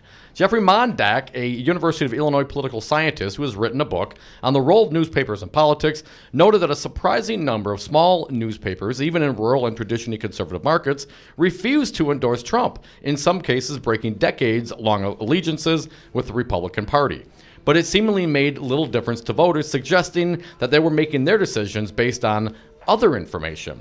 Many local papers either endorsed Clinton, didn't endorse, or very reluctantly endorsed Trump, Mondak said in an email. Without those papers as strong voices speaking to the possibly negative local implications of a Trump presidency, the Trump campaign would have a clearer sailing in those areas. My strongest hunch is that the political data means that Trump connected with voters via a national campaign, and that he was most successful when subnational messaging wasn't able to weaken that connection. If he could tweet at you, and you would believe him, and you wouldn't check on him in the local even paper, if you didn't on the believe local him, news, but you didn't hear anything else about it. Well, and when the local newspaper has lost 37% of their journalists over the last decade, and their business model is consolidation, well, it's very hard for us to think that we're being properly informed. No offense to the hardworking journalists, even here in the state of Wisconsin, Dom, but my complaint for a long time is this whole freaking state is a news desert, at least in regards to Scott Walker and holding the man accountable. We'll talk about that a little bit later in the hour, Dom, but we'll come back. We'll bring this political piece to conclusion. You're listening to your finest source of local news, the Devil's Advocates Radio Show. I was on Zero Res Madison's Facebook page the other day, and they have almost 2,000 testimonials from local customers. Apparently, I'm not the only one stoked on how cool this company is. A green technology that actually works better and doesn't cost more, it's a no-brainer, I'm in. We are starting our own Devil's Advocates revolution to free your carpets from harsh chemicals and soaps. Call Zero Res today and ask for the Dom and Crute special 608-848-9000 or schedule online at ZeroResMadison.com. Zero Res, spell it forward or backward, it's the right way to clean. That guy is a scary son of a gun, and I hope people start paying attention and get him the heck out of there, because he's like a big fascist general that's controlling our state, and then our attorney general, wow, that guy ought to be locked up himself. I mean, he makes the sheriff of Milwaukee look kind of saintly. The Devil's Advocates, weekday afternoons on 1510 AM, Wisconsin's Resistance Radio. Well, you are listening to Wisconsin's Resistance Radio Network. Ooh, I just felt a trickle down. No, I don't recall doing it. Hey folks, sexy liberal Stephanie Miller here. Most new Wisconsin jobs are in Dane County, it's true. Some of my listeners are relocating to Madison. Many already commute there. When asked where to turn for a trusted real estate team that understands Madison, I say the same thing. Solidarity Realty. They help you through the process and protect your consumer rights. They live their values, building community, promoting sustainability and diversity. Find them today at solidarityrealty.com and tell them Stephanie Miller sent you. Crazy e-bike Lenny, where you been? We've been missing your nonsense on this radio station. Come on, Trump is all the nonsense you need. But Crazy Lenny's e-bikes has some real sense. 2017, top-of-the-line, gold standard, 60-mile range e-bikes, liquidation price to $900. 60 miles with both pedal and throttle assist. A $2,000 e-bike for $900. This bike is great. That's crazy. And it's not fake news. Go see my friend Lenny, 6017 Odana Road, Madison. Tell him the Devil's Advocates sent you. Take a look under your bed. Find stuff under there? What about jobs? No? Now try your basement. There's a pair of overalls that overall you're not so into anymore. A perfectly good laptop that hasn't sat in your lap in months. And even more stuff, but still no jobs? Well, you really have both. See, stuff is defined as household articles considered as a group. Sometimes this stuff is no longer needed. Wait, no longer needed? That can't be right. Because remember those jobs you were looking for? Those are really needed, and they're the stuff inside your stuff. Even inside that winter coat that moved with you to Phoenix. Our job is to unlock those jobs, and it starts when you donate your stuff to your local Goodwill. Here's how we do it. When you donate to Goodwill, we sell your stuff to provide job training for people right here in your community. So just by teaming up with Goodwill, you help create jobs. And isn't that worth parting with the leftover guitar from your 80s cover band? Goodwill. Donate stuff, create jobs. Find your nearest donation center at goodwill.org. A message from Goodwill and the Ad Council.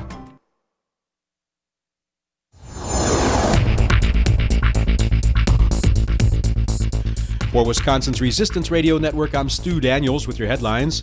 Mayor Tom Barrett and an attorney for nearly 170 lead-poisoned children are accusing the paint industry of trying to shift the blame for lead poisoning to the city's water pipes to avoid millions of dollars in settlements. Democrat Michelle Doolin has dropped out of the race for governor, and the Bucks have only 2 games left in the regular season. The Orlando Magic come to town tonight, then the Bucks go to Philadelphia on Wednesday night. Outside today, a chance of snow showers, very little or no accumulation, then mostly cloudy tonight, tomorrow, and Wednesday. Lows tonight in the upper 20s, highs tomorrow in the mid-40s, and highs on Wednesday in the mid-50s. I'm Stu Daniels for Wisconsin's Resistance Radio Network.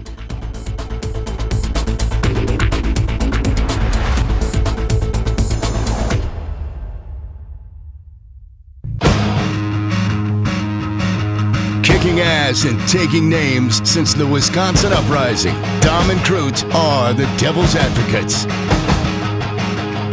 Welcome back to the Devil's Advocates radio show, trying to make a point about the fake news and the fact that Trump thrives in areas that lack traditional news outlets. And Dominic, people should be thinking Wisconsin right now. I read from the body of the piece. Across the nation, most of the local news available to readers was becoming as indistinguishable as the bright-eyed faces delivering the weather forecast. Indeed, the political analysis found that most of the country was relying more on national outlets than local ones. Most of the counties that were studied had subscription rates of less than 20% of households. 1 in 10 counties had less than 5% of homes receiving a print or digital subscription. The top 10% of counties studied had subscription rates of 35% or higher. That's like a 7 times differential, Dom. Trump thrived both against Clinton and compared to Romney in 2012 more strongly in the news desert counties, the areas with very few subscriptions. For instance, rural Price County in northern Wisconsin had virtually no paid local news circulation, according to AAM, and Trump walloped Clinton there by 25 points. The county had been a virtual tie between Obama and Romney in 2012. Meanwhile, Clinton's numbers often soared, even when comparing with Obama's in 2012 in areas with relatively high concentrations of subscribers, such as DuPage County in the suburbs of Chicago, where she beat Trump by 54% to 40%, while Obama had only edged Romney there by a single point. Seeing a pattern here, my friend. Pardon me. We are reading from a political piece entitled Trump Thrives in Areas That Lack Traditional News Outlets. The piece goes on to mention some other areas like Pierce County in northern Wisconsin. Curdy, I'm going to jump ahead here just a bit in the political piece. Former staff members say it was a deliberate strategy of the Trump campaign to run what former Deputy Communications Director Brian Lanza called a national narrative campaign. And that meant working around members of the mainstream media whom Trump supporters believes blocked his message and repeatedly demonstrated a bias against him. It obviously makes a difference to be able to communicate with voters free of any of the media interpretation of what the president is saying, Lanza said in an interview. You know, those fact checkings, they're so annoying, Dom. Trump's Twitter attacks on national mainstream outlets are so routine by now that almost anyone can quote his lines. Fake news, failing New York Times, Amazon Washington Post, for example. And with the local outlets who pick up their stories largely on the wane, those national news organizations are more easily dismissed in communities outside their East Coast base. That's what former Alabama Senate candidate Roy Moore tried to do with some initial traction in depicting an on-the-record Post report of sexual misconduct when he was younger as an outside attack by political opponents. Eventually, local Alabama papers validated the Post reporting, with some refusing to endure Moore despite long histories of backing Republicans. He lost by 2 percentage points to Democrat Doug Jones, but to longtime media scholars and observers, there is a very real question of how much longer local newspapers are going to be able to exist and exert independent judgment. Their concerns are exacerbated by the decline of local TV news, once a nightly staple in most homes, but which has contended with steadily declining ratings amid growing competition from national cable and online outlets. All of the problems of newspapers are just starting to come to roost in local TV news, said Andrew Hayward, who was president of CBS News from 96 to 2005 and now studies local TV news as a visiting scholar at the MIT Media Lab. Hayward believes stations across the country have to seek new ways of engaging and growing their audiences largely by stressing their local authenticity and credibility. Easy for you to say. It came out, man. Here's a quote. "We're never going back to Walter Cronkite is the most trusted man in America," Hayward said. "We have to scrape and claw for the people's attention." While Hayward and some other media scholars remain hopeful of a rebound, believing that new forms of engagement will gradually win back lost readers and viewers, most people in the political world are coming to grips with a media recipe in which traditional outlets provide fewer ingredients, and even some regularly jousted with those outlets are finding much to fear in the changing landscape. Another quote, Tom. "It raises questions about what fills the void, and most of the answers to that question are not great for democracy," said Josh Earnest, former White House press secretary under Obama. "Obtaining an accurate assessment of the president's performance," another quote, "will be much, much, much more difficult if there are not news outlets that are widely viewed as independent and credible," Ernst said. And in many cases, the most credible, or at least the perception of the most credible and independent news sources, was the dominant newspaper or local television journalist in a specific market. Campaign professionals see an immediate future in which there are more Trump-style campaigns with clear, simple messages broadcast across the country with less reliance on mainstream media at either the national or local level. Another quote. "One of the big challenges for campaigns these days is to identify and promote a message that is compelling, if not provocative almost, such that it is sufficiently viral that it transmits itself and does not rely on the old guard media outlets, but rather it travels on its own based on the virality of it," said Brian Fallon, who served as Clinton's press secretary during the 2016 campaign. You can't have a media strategy that is trying to establish a brand and frame yourself that is doing battle one story at a time, Fallon said. You have to have something that moves the whole very decentralized social media environment, that brings it with you, that captures its attention and its imagination. Lanza, the former deputy communications director for the Trump campaign, agrees. Asked if even where local papers were still most robust, would Trump still have to try asked if even where local papers were still most robust, would Trump still have tried to go over and around them? Lanza said yes. He didn't need local media for eyeballs, he said. Last summer, Trump himself suggested that social media was the only truly necessary communications tool in his arsenal. And a final quote in conclusion, Dom, my use of social media is not presidential. It's all caps, modern day presidential. Make America great again. He tweeted in July. This at the Politico, written by Sean Musgrave and Matthew Nussbaum. And I think the important takeaways, Dom, and perhaps we'll discuss this a little more on the other side. This isn't some faraway, dark southern place where all this kind of stuff happens. The news deserts, they're right here in the state of Wisconsin. And that void of journalists has been filled in many cases by right-wing paid propagandists. See our friend M.D. Kittle over at McIver. And, of course, as you mentioned, Crudy, consolidation. See Sinclair looking to buy up all these local media markets, adding to their already very prominent role here in the United States. And they're just trying to get more. So as the local independents fade away or are bought up or purchased, and the president and other politicians lean more and more on social media that doesn't have an immediate pushback or someone to interpret or remind those consuming that information that perhaps what the president tweeted out or what the president said was contradictory to what he said on the campaign trail or against, standard Republican norms. He never lied. That's all fake news. Come back with us. We're the devil's advocates.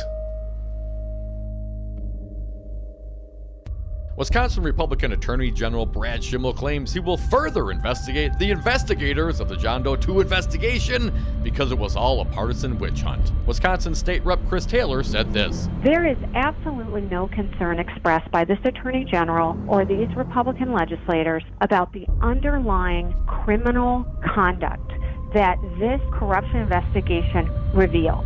Scott Walker was breaking laws. And Brad Schimmel fails to acknowledge the 6 criminal convictions, 4 felonies of the Scott Walker John Doe 1. Was that also a partisan witch hunt? One newspaper has done a good job. It's a national paper, the Wall Street Journal. And AG Schimmel filed an embarrassing hack partisan bull report where he's still looking for the leaker. Get a clue! Wasn't it Eric O'Keefe from Wisconsin Club for Growth?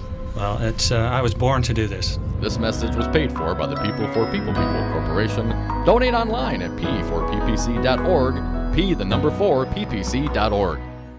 In this hot real estate market, don't pay 5 or 6% commission. With Homeowners Concept Realtors, you pay no more than 3.9% for full service. Homeowners Concept Realtors sell many more homes per year than the average agent. That's experience you can count on. If you're thinking of selling, call 414-258-7778 for an agent that specializes in your area for ideas on price, marketing, and staging your home. The more you know, you'll wisely choose Homeowners Concept 3.9% Realtors. HomeownersConcept.com.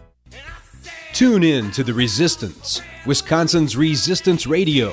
Start your weekday off with the Earl Ingram Show from 7 to 9 a.m. Next is the Stephanie Miller Show from 9 to 11. Then from 11 to 2, it's the Tom Hartman Program. At 2 o'clock, it's 414 Wisconsin. Then from 3 to 6, it's the Devil's Advocates. Mandatory listening. Wisconsin's Resistance Radio. Hi, I'm Crudy. I'm here with Bill Carroll, president of Teamsters Local 344. Bill, why are you union? Teamster strong. Well, Crudy, our strength comes from our membership. The Teamsters are North America's strongest labor union with 1.4 million members. Bill, what does the Teamsters do for the next generation? The same thing that the Teamsters have done for the last 100 years. Assisting groups of workers in negotiating improvements in their wages, hours, and working conditions. Where do people go if they want to know more about the Teamsters, more about joining the union? There's 3 easy options. They can call Local 344 at 414-258-4545. They can contact us through our website. That's local344.org. Local, the number is 344.org, or they can contact us through the Local 344 Facebook page. Be union strong. Join Teamsters 344. Be like Crudy. Be like News Talk 1510 AM. Stand with the unions. Join the Teamsters. Local344.org. My name is Adam Holmes, and I'm proud to be union. Adam, you're Director of Training for Painters District Council 7. What do you do? I'm making sure that we're investing in our members. We're providing the safest and best trained painters, glazers, drywall finishers, and trade show workers in the industry, and we also do that at no cost to the taxpayers. Why hire unions? Because it costs less to be safe. We keep the contractor on the right side of OSHA and help keep the workmen's comp rates affordable. Join us, Painters and Allied Trades, District Council 7. Steven. Who said that? Me, down here. Ugh, what are you, a yellow booger? I'm a banana slug, Steven. What are you doing in my room? I'm your sense of adventure. It's been a long time since we've had an adventure in the forest. Mom took me to the forest last year. I'm a slug, Steven. It took me a long time to get here. You're right. I should get out. Yeah, the forest is not that far away. Hey, Mom! Come to the forest where the more adventurous you lives. Check out discovertheforest.org for cool places nearby. Brought to you by the U.S. Forest Service and the Ad Council. When they go low, we get high. Dom and Krutz are the Devil's Advocates. And we are back. Thank you for listening to the Devil's Advocates radio show live on Wisconsin's Resistance Radio Network, streaming on YouTube and Facebook. The Twitter feed is @Devil Radio, and the text and talk line 844-967-2789. Dominic, we did a lot of reading alouding, and that is not our strong suit. But we sucked it up for the sake of our audience, and they sucked it up for the sake of knowledge. The political reporting, Sean Musgrave and Matthew Nussbaum, and the reporting effectively says, and the headline says a lot, Trump thrives in areas that lack traditional news outlets. And Wisconsin was one of the areas that was noted. There are some places in Wisconsin where subscription rates are under 5%. They're effectively negligible. One of the areas Pierce County. Yeah, Pierce County, Wisconsin, where there's virtually no paid local news circulation. No local paper. Nowhere to subscribe to. Nowhere to get any pushback. And so what did Trump effectively do? He nationalized the race, while at the very same time undermining national outlets like the Old Gray Lady. He called it the failing New York Times, or the Washington Post. Well, that's simply the Amazon Washington Post, right? Yes. You know, because he's very jealous of the billionaire owner. But I would say here in the state of Wisconsin, Dom, and we have seen this by example, it wasn't simply the rollback of the local paper. It is the virulent nature, the fact that there's right-wing talk radio all over this frickin' state, all over this country. You cannot go from county to county anywhere in the state of Wisconsin, I would suspect, anywhere around noon and not hear the bloviator Rush Limbaugh. You can find him somewhere up and down the AM dial in your car. And Rush Limbaugh has had an impact on the conversation in the entire United States. But now it's getting even worse, because the same right-wing talk radio hosts, be they state or local, they also go about undermining any stories that might, suggest that this president's doing a bad job, or the governor of the state of Wisconsin is horrible at governance. They're not really about journalism. I'm not saying we're strict journalists here, Dom, but we certainly hang our hat on the truth. There is no partisan agenda. I didn't join any of the teams. And certainly, and you can tell by the ads, no one's paying us to have a certain agenda around here, right? Right. Not to be a political sort. I mean, we love us some zero res and some e-bikes, some drinks up the street at the Roman Coin. Yeah, of course, we certainly support our sponsors who support us, but the sponsors don't tell us what to talk about. The sponsors do not drive content on any of the shows on this radio station. McCurdy, what really gets to me is when a guy like Trump stands up and says fake news and pushes back on the haters, and we hear Governor Walker getting his new talking points, the anger and the haters out there.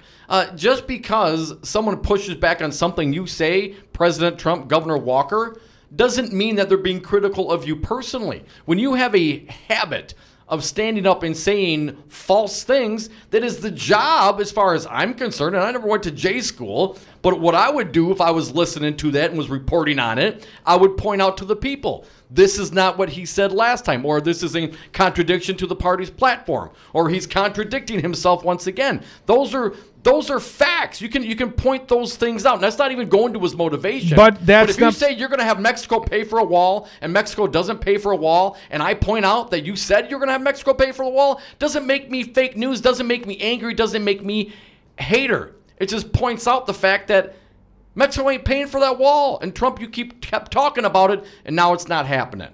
Well, and Scott Walker's never going to get to 250,000 jobs, not without about 6 terms. But here's a point I would make. Here's what they do teach you in J school. You don't call him a liar. That's not polite. And in fact, you are hard-pressed as a journalist to ascribe motive. Now, in this day and age, we know that Donald Trump is lying. I mean, it comes natural to the man. But you know who else does a fair amount of lying? Scott Walker, doing it all the time. And if he's not lying, he's not really answering the question. You ask him X, and he'll answer YZ in a word salad. We've got an example of this. He was on Righty Whitey Talk Radio Crosstown earlier today. Why? Because Scott Walker knows he's in trouble. So he goes and runs off to what I perceive not to be a news outlet, but to, a propaganda outlet for his side. And for those that live outside of, Dane and Milwaukee counties, for those that don't get the Journal Sentinel or the Wisconsin State Journal, what is the Mount Horeb Mail going to educate you up? I mean, no offense to my friend who's the editor over there, but it's a weekly. And they don't write a lot of editorials. They talk more about what's happening, up at the feed mill than they do in Washington, D.C. So right here in the state of Wisconsin, we got a governor who's running around on right-wing talk radio claiming he's been all around the state talking to people. Well, I haven't seen a public event yet for Scott Walker. Kind of like Paul Ryan, they don't go out in the public. They don't talk to people. But what are you supposed to do as a journalist? Do you jump up and down and say, he lies? Well, you'd like to. That's the truth. But the truth isn't journalism. The Democrats say that Scott Walker's lying, that he hasn't been in public in 2.5 years, unless someone's got a campaign check in their hand. Well, that's the very most literal definition of what he's doing. Of course, he's lying. He hasn't been out there meeting with the people. Not any of the Democratic people, not anybody that opposes him. They're too angry for him. Too liberal and angry. They live in cities that he lives in. But he'd still villainize them. I mean, my greater overall point, Dom, is this is pervasive. This is purposeful. It's happening right here in the city we broadcast from, right here in the state we live in. And it is happening to many, in many ways, to the benefit of the Republicans in power, because they're the ones that have always had these propaganda platforms. And maybe Charlie Sykes, maybe he took a couple of righties out to the woodshed, but mostly it was for not being conservative enough. I mean, he'd primary you from the right on talk radio. If Charlie Sykes didn't like what you were doing, he had influence. Mark Belling, the very same. I mean, lit up Luke Hilgeman. How dare you go on vacation? Well, yeah, I agree with Belling. It was a stupid thing for him to do, but Mark Belling took him to the woodshed, said, Liam Fuchmer, fire Hilgeman and champions, whatever their team is. Consulting team is called, right. Well, you know what? I mean, that guy's persona non grata on the right now. If Mark Belling has cast his shade upon you, you're in big trouble on the right. But over here on the left, I don't think they get it. And I don't think that they understand that, A, nobody gets a free pass, not on this station, but B, not getting a free pass, being forced to answer a question once in a while, is not a bad thing.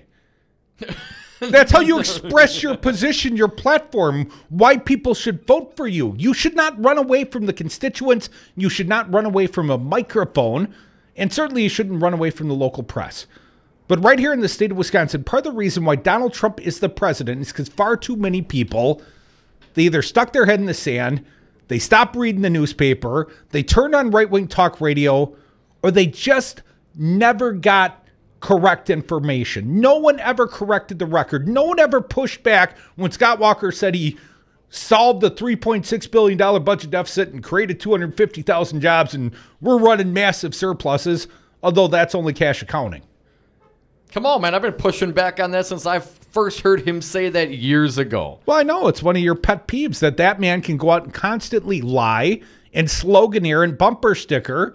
And the media in the state of Wisconsin, I mean, no doubt that he's been accused of being half true or mostly false, occasionally pants on fire. And sure, he's failed to achieve his jobs goal. But a few strongly written columns over at PolitiFact by our buddy Kircher is not enough to inform the entire state of Wisconsin.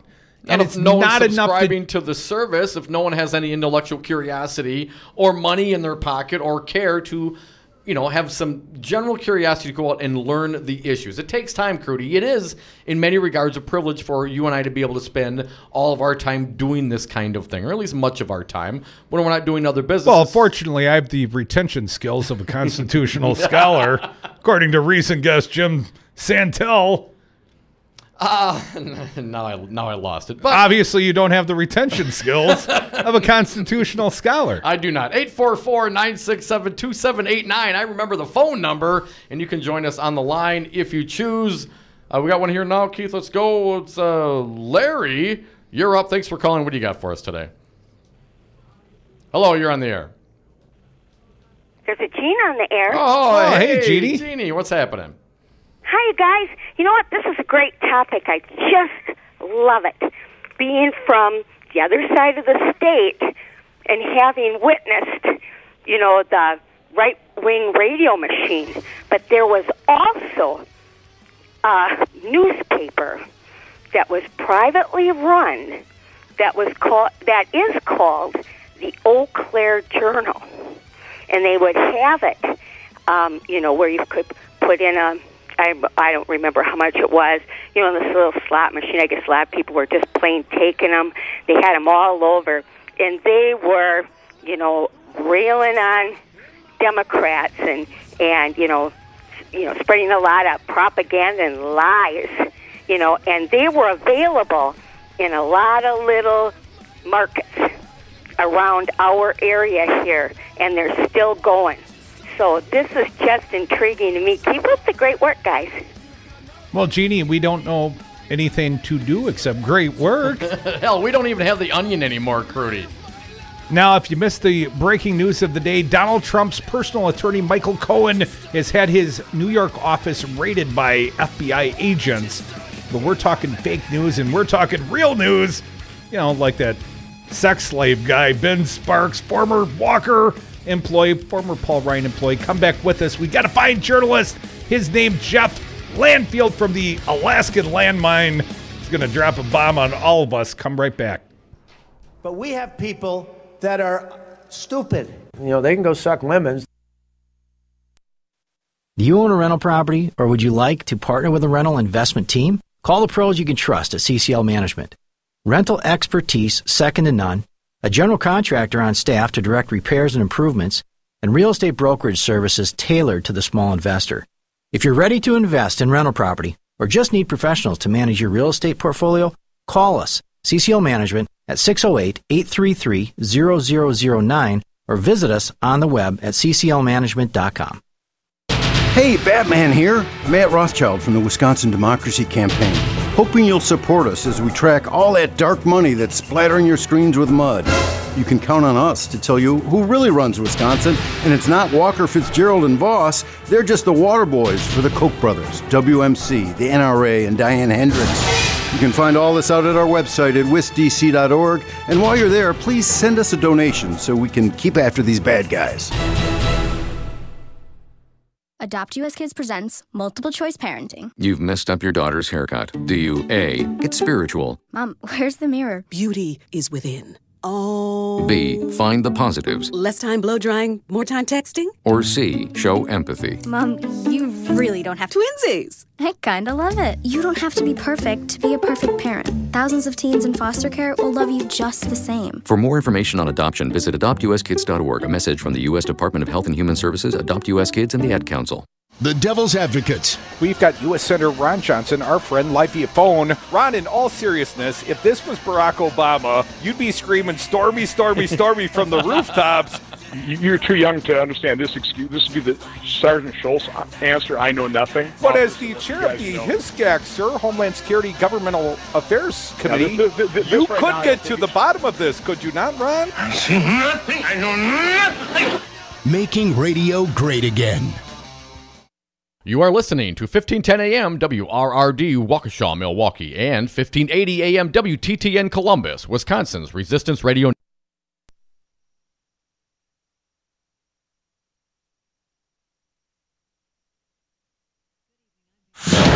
FBI raid, Syrian attack. I'm Ann Cates. The FBI has raided the office of Michael Cohen, President Trump's personal attorney, after receiving notification from the special counsel. Correspondent Evan Perez. Robert Mueller's investigators came across information that they thought constituted reason for perhaps a possible crime that constituted reasons for the Southern District of New York to actually investigate this. So what Mueller is doing is saying, look, this is not my area. This is outside of what I'm supposed to be doing. But you guys should take a look at this because we think that there's something here. The Trump administration is working on its response to a deadly chemical attack by Syria. Of course, the president made clear military options are on the table. Just how far is he willing to go to punish the Bashar Assad regime? And since it's being helped by Russia in particular, Mr. Trump was asked if Vladimir Putin bears some responsibility for the alleged chemical attack. He may, yeah, he may. And if he does, it's going to be very tough. Everybody's going to pay a price. He will, everybody will. The president, without any prompting, had earlier said a major decision on a response to the suspected chlorine gas attack is coming in 24 to 48 hours. Bob Costantini, Washington. Facebook founder Mark Zuckerberg will testify on Capitol Hill about the misuse of personal data of 87 million users. Florida Senator Bill Nelson. He said they were lied to by Cambridge Analytica. Well, you can't protect our privacy just on the basis of somebody telling you that they're going to protect it. Opening arguments have begun in the sexual assault trial of Bill Cosby in suburban Philadelphia. Prosecutors say Cosby paid more than $3 million to settle the case of a woman who says she was molested by him. On Wall Street, the Dow Jones Industrial Average gained 46 points. The S&P 500 up 9. Hi, this is Brad Saag, owner of Zero Res Madison Carpet Cleaning. Zero Res is the best new technology in carpet cleaning. We have a patented process using empowered water, a high-tech process in which we force the water to act like soap.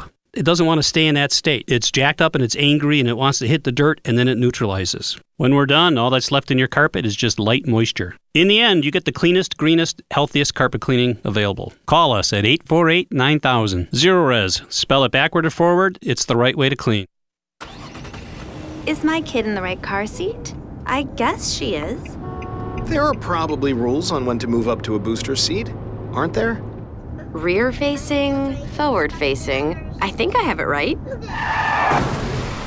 Car crashes are a leading killer of children 1 to 13. Are your children in the right car seat for their age and size? Don't think you know you know. Go to safercar.gov/the right seat. Brought to you by the National Highway Traffic Safety Administration and the Ad Council. 491 Bible. That's 844-91 Bible. 844-91 Bible. A new study shows a couple of popular stop-smoking drugs are as safe for the heart as nicotine patches. The research into Chantix and Zyban was paid for by the pharmaceutical industry, but requested by regulators. And experts say the findings suggest it's safer for smokers to use the drugs than to keep lighting up. Among those in a group using Chantix and Zyban, researchers counted a few heart attacks and deaths, but those were roughly equal to 3 other groups, including one where participants took dummy pills. The results were published in JAMA Internal Medicine. I'm Jan Johnson. Uber is buying bicycle rental company Jump. The terms were not disclosed, but TechCrunch says the final price was close to $200 million. Jump has been integrated into Uber's mobile app on a pilot basis in San Francisco since January and also operates in Washington, D.C. with plans to... It's important to buckle up your kids. I know. Sometimes car seats can be complicated. I know. And if your child's in the wrong seat and you get into a crash, I know. it could lead to a serious injury. I know. So you're 100% sure you have the right car seat for your child's age and size? I don't know. Don't think you know. Know you know. Car crashes are a leading killer of children 1 to 13. Make sure you have the right car seat. Visit safercar.gov/the right seat. A message from the National Highway Traffic Safety Administration and the Ad Council. Hey, this is Stu Daniels, host of Stu Man PM. Politics and music heard every Sunday from 4 to 6 p.m. here on Wisconsin's Resistance Radio Network.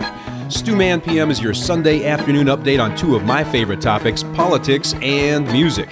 Join me this Sunday, April 8th, when my special guest will be Milwaukee County Board Chairman Theodore Lipscomb. We'll be talking politics, we'll be talking music. Stu Man PM, Sundays 4 to 6 p.m. here on Wisconsin's Resistance Radio Network.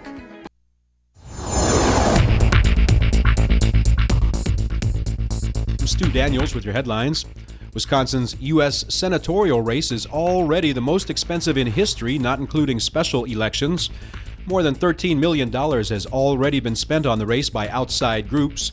That is about 3 times as much as the next most expensive race.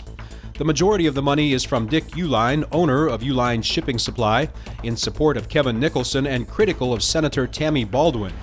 Uihlein was also the primary backer of unsuccessful Republican senatorial candidate Roy Moore from Alabama. Outside today, a chance of snow showers, very little or no accumulation, then mostly cloudy tonight, tomorrow, and Wednesday. Lows tonight in the upper 20s, highs tomorrow in the mid-40s, and highs on Wednesday in the mid-50s. I'm Stu Daniels for Wisconsin's Resistance Radio Network.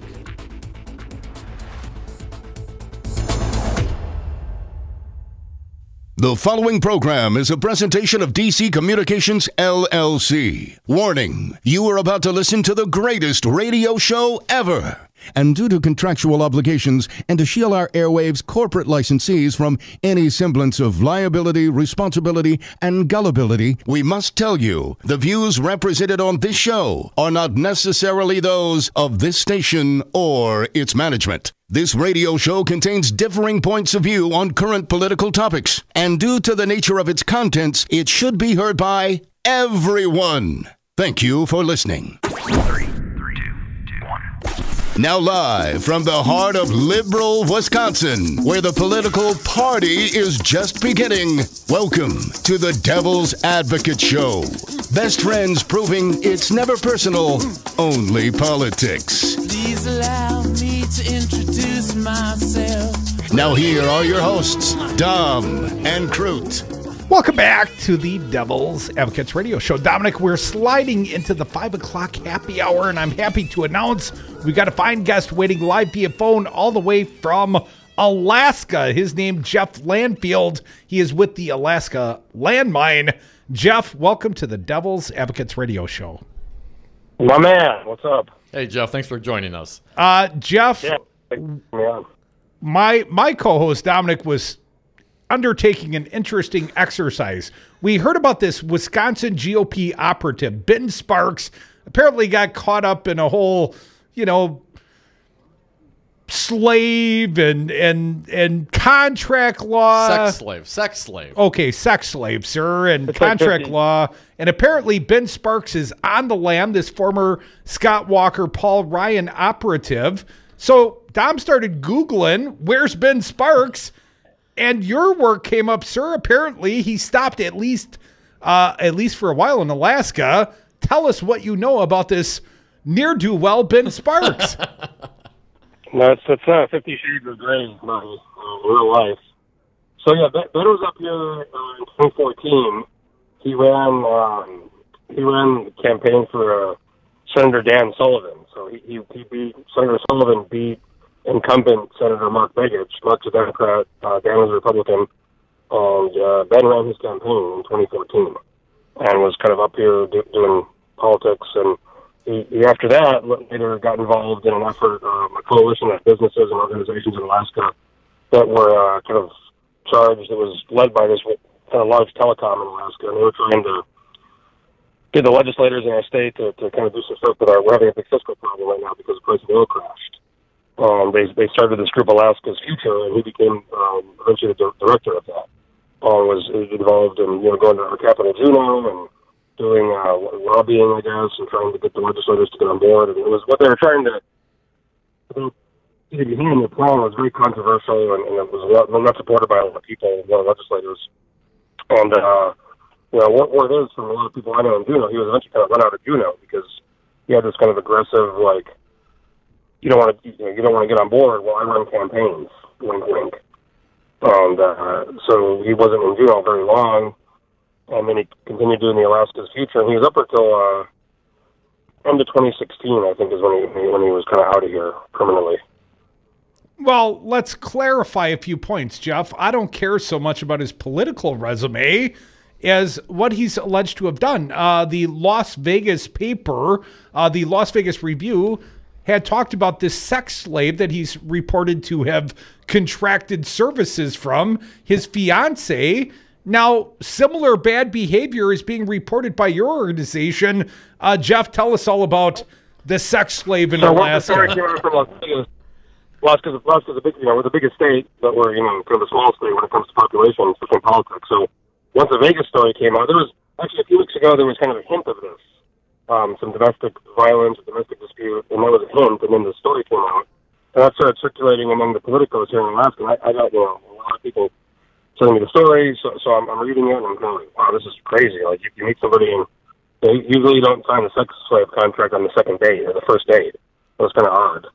So I started calling around some of my people, and, he was really moved there because of his political work, and through somebody I knew who knew women they were kind of dating who knew him as well before, there was essentially a very similar situation without a contract, but a meetup that resulted in, according to her, restraints and collars and paddles and really bizarre and according to her, a lot of cocaine. Now, slow down. What? Slow down just a second. Jeff Landfield from the Alaska Landmine, our fine guest right now in the 5 o'clock happy hour. So this Ben Sparks, this former Scott Walker operative, this former Paul Ryan operative who's alleged to have had a sex slave in Las Vegas when he was spending time post-employment with Scott Walker in Alaska. What, you've heard rumors? There's credible allegations that this man's doing lots of cocaine? I spoke to a woman who had, according to her, it was a consensual, albeit very odd, kind of short-term arrangement with him. A fling? It was very similar. Yeah, I mean, I think it was more like that was weird. That was a good bucket list checkbox. Might not do that. I think the end of it was, according to her, was a combination of the restraints, the collar, and a paddle labeled slave. Slave, S-L-A-B-E, Jeff? Slave? Slave, like my slave. Yeah, like a slave. Engraved on a paddle? Slave. Wow. Yeah, it was written on I don't know if it was engraved or I'm not sure how it was portrayed, but it was on the paddle. And that was, I want to read it with her. It was contemporary. But, obviously kind of odd. It was the first time they got together, the discussion of the restraints started, and the cocaine apparently came out. So, Jeff, has there been allegations? First he did lines of blow off the sex slave's ass, and then he spanked it? I mean, how did this work precisely? I don't know the details of that. It sounds like it was just mutual cocaine consumption. Folks, you're listening to the Devil's Advocates radio show on Wisconsin's Resistance Radio Network. Jeff Landfield, he's with the Alaska Landmine. He's did a report on his website, catching all of us up on the goings-on with Ben Sparks, former Scott Walker campaign official, as well working for Paul Ryan. Apparently helped get a senator elected up in Alaska. Jeff, with regard, and the sex is sex. I mean, what people do and what they get off on and what they, do with other consenting adults is certainly their business. But I was clear in my piece. Yeah. Different things. Some people into weird stuff, but if it's consensual, like I don't think that's a big booze necessarily. No, whatever gets you through the night, man. There can be some long nights up in Alaska. I mean, this guy clearly has some specific tastes. The little bit more than most.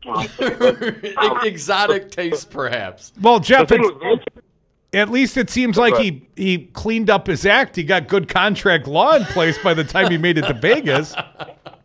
I mean, if you're going to do it, you may as well do it. If I was going to do that, I think I might wait a little bit, do a little bit of a honeymoon, a little kind of courtship, and then after 3 weeks, give it some time, and then apparently, according to the Vegas article, it was like the day after they met. The day after they met. Was there any other in Alaska, Jeff, to your knowledge? I mean, certainly cocaine use is illegal. Were there any allegations of abuse derived from Ben Sparks' behavior? None that I've heard. No, nothing with like the vape. No, nothing like that. Just the one person spoke with was talking about the specific tastes, the domination taste, but nothing like the Vegas thing. No, I mean, and then other people have talked about the coke, but I think cocaine's used by a lot of people in politics. So I don't think that's a huge thing, surprise either. Hey, Jeff, let me ask you, off air, we talked about some allegations you had heard about the quote-unquote victim in Las Vegas. Is that anything you're comfortable reporting on the air? Well, I mean, I don't think it's a secret they were dating, and there's some, she remains anonymous. The Vegas didn't name her because they said she's a victim, but I would just say there's more to it. From what I've heard from some sources, there's more to it than just dating. So it's maybe a little more complicated than that. Fair enough, Jeff. And another thing is she's 46 and I understand is a lawyer, so and she's I guess she signed it, and that's still no excuse if he did go over the line and yeah, right, it's wrong. Yeah, right. I just don't think somebody would sign anything. On day one. I got right. If they're into it, maybe they had a connection. Love at first sight. It can't happen, Jeff. Now, Jeff, I want to get your take. Now, my understanding is you dabbled in the politics yourself. You made a pretty decent run at a state seat in your home in Alaska. Is that correct? Yeah, so 7. Yeah, I ran a couple times, not successfully. And it was fun. You ran for fun, but you ran as a Republican. Is that accurate? Yeah, I did. I'm a Republican. I'm a pretty moderate, and I think the Republican Party. So I think Trey Gowdy recently told Vice News he's been frustrated. He's in Congress there. He said the problem now is 99% is a failing grade with a lot of these people. Yeah. What has been the local Republican reaction to the news that Ben Sparks, not making national news, of course, but having this conversation come up again, or at least be more known in Alaska? What are the family values Republicans saying about this in Alaska? I was just going to say the social conservatives family values, they aren't too, obviously thrilled about it. Dan Sullivan, one of our senators, he's known for being quite conservative. And in my article, he put a statement out saying that people are very disturbed with the allegations and this and that. And he worked for him in 2014, and that was after he won that vote. So I think the social conservative types are not thrilled about it. If it was a Democrat, they'd be obviously jumping all over him. Right. So if it's a Republican, it's like, oh, it's our guy.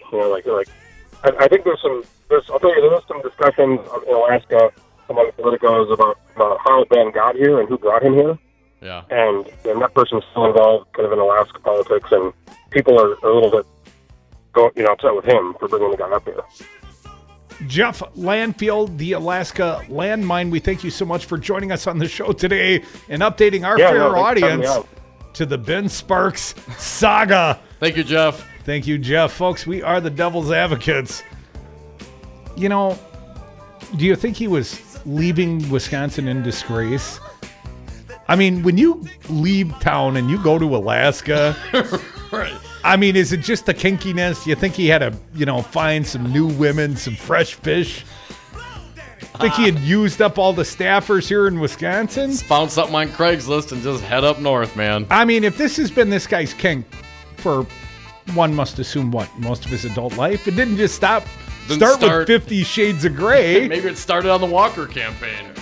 I hear Walker's about him. Come back with us. More Devil's Advocates. To me, this is a very, very sexy subject. I'm afraid right now for the future of my children's generation and those to come. In this age of mass school shootings, Wisconsin Governor Scott Walker offers the same bold agenda of the National Rifle Association. Make sure you remember in your thoughts and more importantly in your prayers. While Walker offers platitudes, he blocks meaningful gun safety legislation. It's really an honor to work with the NRA not only in my state but across the country. And I'm proud of my A+ ranking as a governor. Walker weakened the gun laws in Wisconsin, and then he got $3.5 million worth of NRA support. There have been men and women of courage who've been willing to stand up and think more about the future of their children and their grandchildren than they thought about their own futures. Scott Walker, you are not one of them. This message was paid for by the People for People Corporation. Donate online at p4ppc.org, p4ppc.org.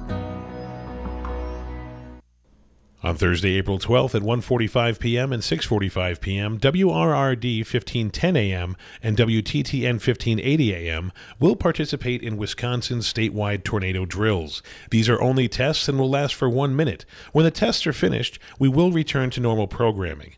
These tornado drills are an excellent opportunity for you and your family to prepare for the upcoming severe weather season and to practice your emergency plans. To learn more, go to readywisconsin.wi.gov.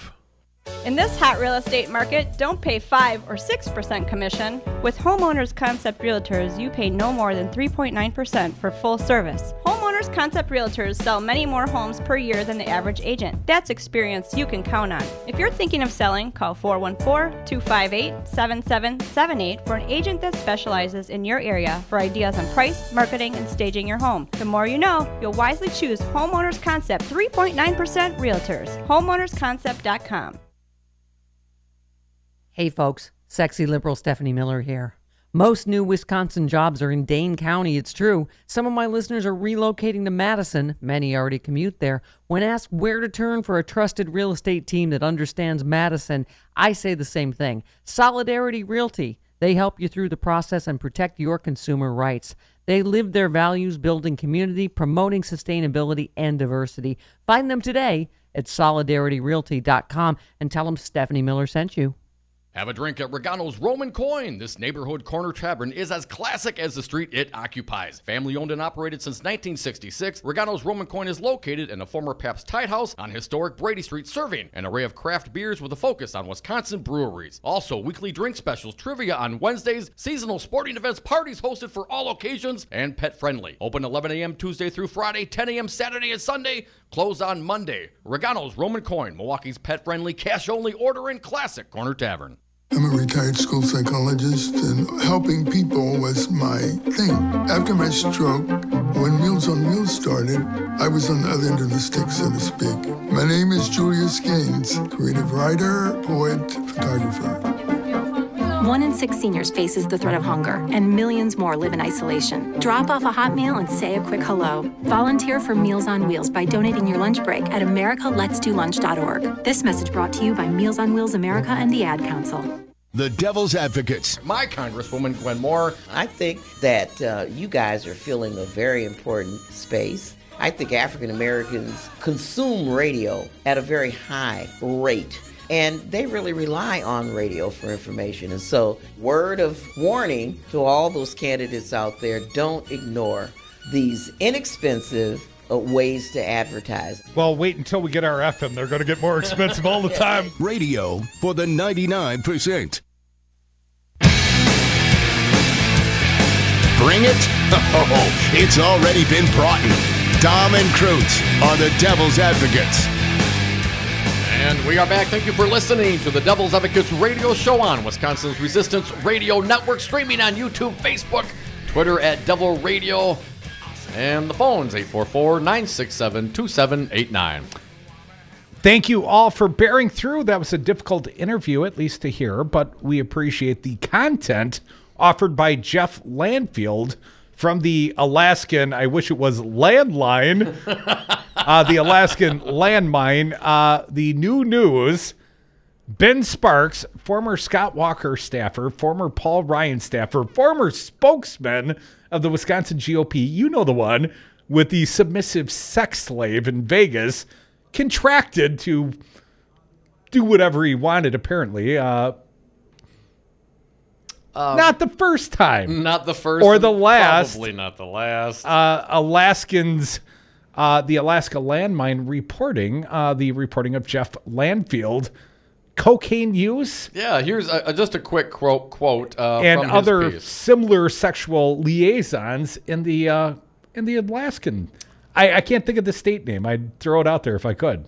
Here's what I know Jeff you reported. won't grab it. Yesterday, I spoke with an individual who briefly dated Mr. Sparks while he worked here. She asked to remain anonymous, but claims she had an increasingly disturbing relationship with Mr. Sparks. Allegedly, the first time they met, he offered her cocaine and wine. Not long after, he started to talk about submission and BDSM. The relationship lasted a few weeks before she broke it off because, quote, it was getting too weird, unquote. The last straw, according to her, was Sparks' use of a combination of restraints, a collar, and a paddle labeled slave. She reiterated that all their interactions were consensual. Consensual BDSM and cocaine, Dom. Lots of cocaine. 844-967-2789. Family values. Family, see, this is very important. Republican family values. Cocaine and slave paddles. Mark, you're up. Thanks for calling, man. What do you got for us today? Oh, can you follow that up? Yeah. What was it? What's the safe word for those guys? Family values or something like that? It's freedom. It's just a never-ending cavalcade of the ridiculous. And of course, you know, that our troll friends out there are probably saying, "Oh, this is all just fake news." One thing I noticed on the webpage, you guys, you know, have your contingent of trolls that are regularly posting stuff now, and maybe it shows you're actually being effective. That somebody's paying these guys to actually come on the devil's advocate. And I wish they'd pay us, Mark. Our trolls make more than we do, Mark. It just, I mean, you must be having an effect for the trolls to be out there and have crawled from under their bridges and you know dodge the goats that guard the bridges and post their nonsense out there because it just continues. You know why the trolls are no longer under the bridges? You know why they're out in the open now?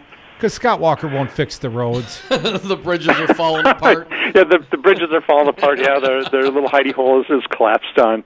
Yeah, that's about it. Hey, Mark, real quick, I don't know if you were listening earlier in the show. FBI executed a search warrant on Donald Trump's personal attorney, Michael Cohen's office in New York. Donald Trump's now calling that disgraceful. That's really bad. They shouldn't have done that. Well, if there's evidence, probable cause for it, isn't that under probable cause so that as a search warrant's been executed? That's what you're able to do. I mean, it's all within the bounds of the Constitution, and he took an oath to uphold that document. If he doesn't want to do it anymore, you should quit. Well, they apparently, and we appreciate the call, Mark, apparently the FBI raided Trump's lawyer's office, and I said his home? No, it was his hotel. I wonder if that's where he kept his submissive. The sex slave? Yes. Well, apparently it's the Republican thing to do. Now, I haven't seen any specific report and I hear that Michael Cohen had a sex slave, but given the news lately, one could only guess. He's got her under NDA, I hear, Tom. Pretty good at the contract law himself. Or maybe not so good. Perhaps he got raided over the stormy. I mean, this is the state of our nation, and we love being your front row seat, the Devil's Advocates, right here on Wisconsin's Resistance Radio Network, 1510 AM Milwaukee, 1580 Columbus, Madison. Your calls welcome, adored, Call right now. Your master says call. You must call 844-967-2789.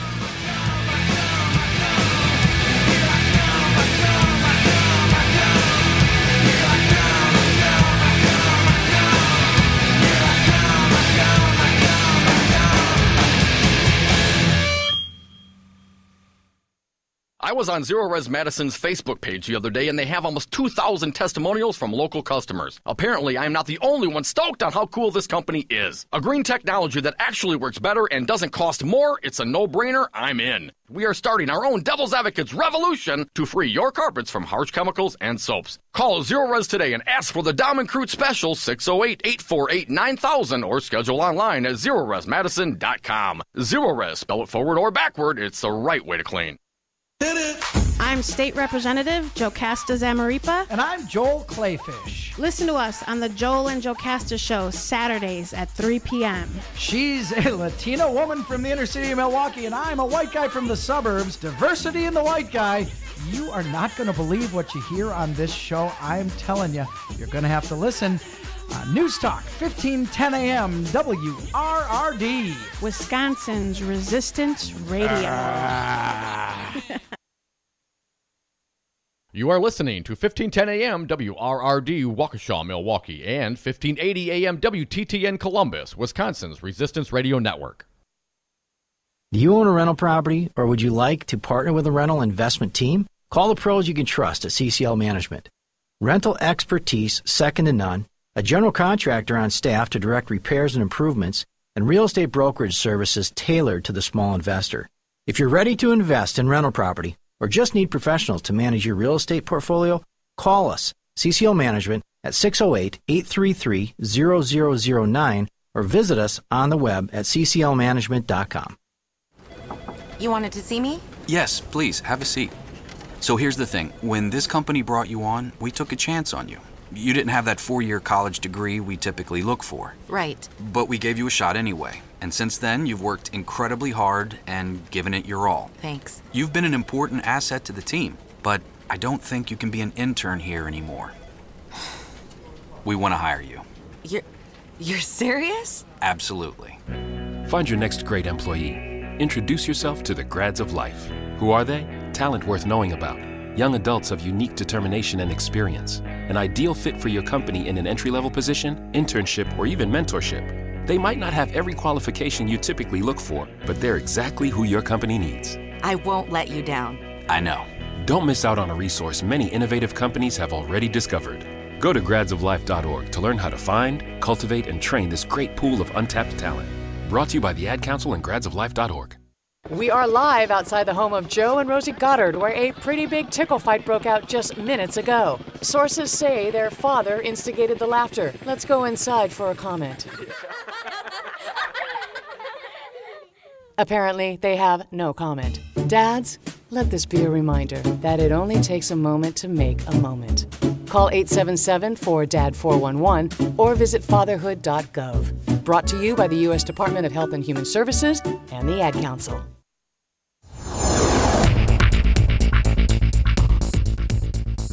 For Wisconsin's Resistance Radio Network, I'm Stu Daniels with your headlines. Mayor Tom Barrett and an attorney for nearly 170 lead-poisoned children are accusing the paint industry of trying to shift the blame for lead poisoning to the city's water pipes to avoid millions of dollars in settlements. Democrat Michelle Doolin has dropped out of the race for governor, and the Bucks have only 2 games left in the regular season. The Orlando Magic come to town tonight, then the Bucks go to Philadelphia on Wednesday night. Outside today, a chance of snow showers, very little or no accumulation, then mostly cloudy tonight, tomorrow, and Wednesday. Lows tonight in the upper 20s, highs tomorrow in the mid-40s, and highs on Wednesday in the mid-50s. I'm Stu Daniels for Wisconsin's Resistance Radio Network.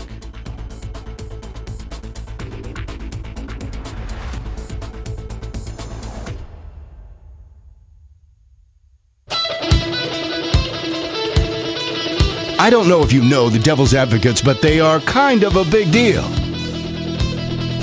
Welcome back to the Devil's Advocates radio show. Dominic Trump's losing his freaking mind over the fact that his personal attorney, Michael Cohen's office, raided by the FBI today.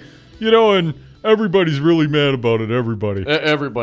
They just keep looking at him. And they don't look at anything all the horrible things that Hillary Clinton did and all the crimes that she committed. And there was no collusion. Of course, no collusion. Just disgraceful. And all the investigators are Democrats except the ones that are Republicans. But all the Republicans think this is disgraceful. And I can't believe I think the independents too. The independents probably too. And what do he say? Yeah, what do he say about Jeff Sessions? The Attorney General, he did a terrible job. He never should have recused. And if he was going to recuse, he should have said he would have recused, and we would have gotten somebody else in there. He didn't say Sessions specifically, but he said Attorney General. We know that's who Sessions is. So in response to this raid, disgrace to America. It's a disgrace to America, Crudy. I was saying further obstruction of justice. That's where my head was going. Right. More prosecutable action by the president from the Oval Office today. But Dom, that's not where we wanted to go next. You'll have to check out tomorrow's edition of the Devil's Advocates. We'll continue to update you. But Dom, I thought we wanted to talk a little bit about Scotty Wanker. Doesn't come around here. I'd say no more, but never really did. He went on Righty Whitey Talk Radio at an inferior Crosstown Powell station earlier today. He did. We're going to say the name. You're going to say his name? Say the name. Jay Weber. Jay Weber. He was also on Foxy Friends today, Rudy. Oh, Jay Weber or no, Scotty Wanker? Scott Walker was on Foxy Friends this morning, and Jay Weber after his Fox and Friends hits. Walker is on the, well, I guess. If he's doing the media rounds, he really should have come around here, shouldn't he? You're welcome anytime, Governor Walker. We would love to interview you. 844-967. I got a paddle with your name on it. The Koch brothers slave. Something like that. Do we want to? Let's play a little bit of this. We got some of this. Let's get through some. Why Folks, not? You got to eat your broccoli. Governor Walker out. So very concerned. But here's the deal, Crudy. They just got to talk about their great track record and their optimistic plan for the future. Keith's going to need your help. Let's start out cut number one. We've been saying this for almost 6 months now, that even late last year, my concern was that, and I was hearing it even through this past week, people saying to me, the economy's great, unemployment's at an all-time low, budgets are balanced, funding for schools are good, taxes are down, all these great things. We got a great track record. All right, let's go through that one by one. The economy. Economy's doing okay, right? I would say yes. National economy. We've lagged our neighbors somewhat, except for Iowa, in terms of job creation. I mean, we've never made it to 250,000 jobs under Scott Walker. And I would say wages are fairly flat under Walker, although they're starting to tick up a little bit.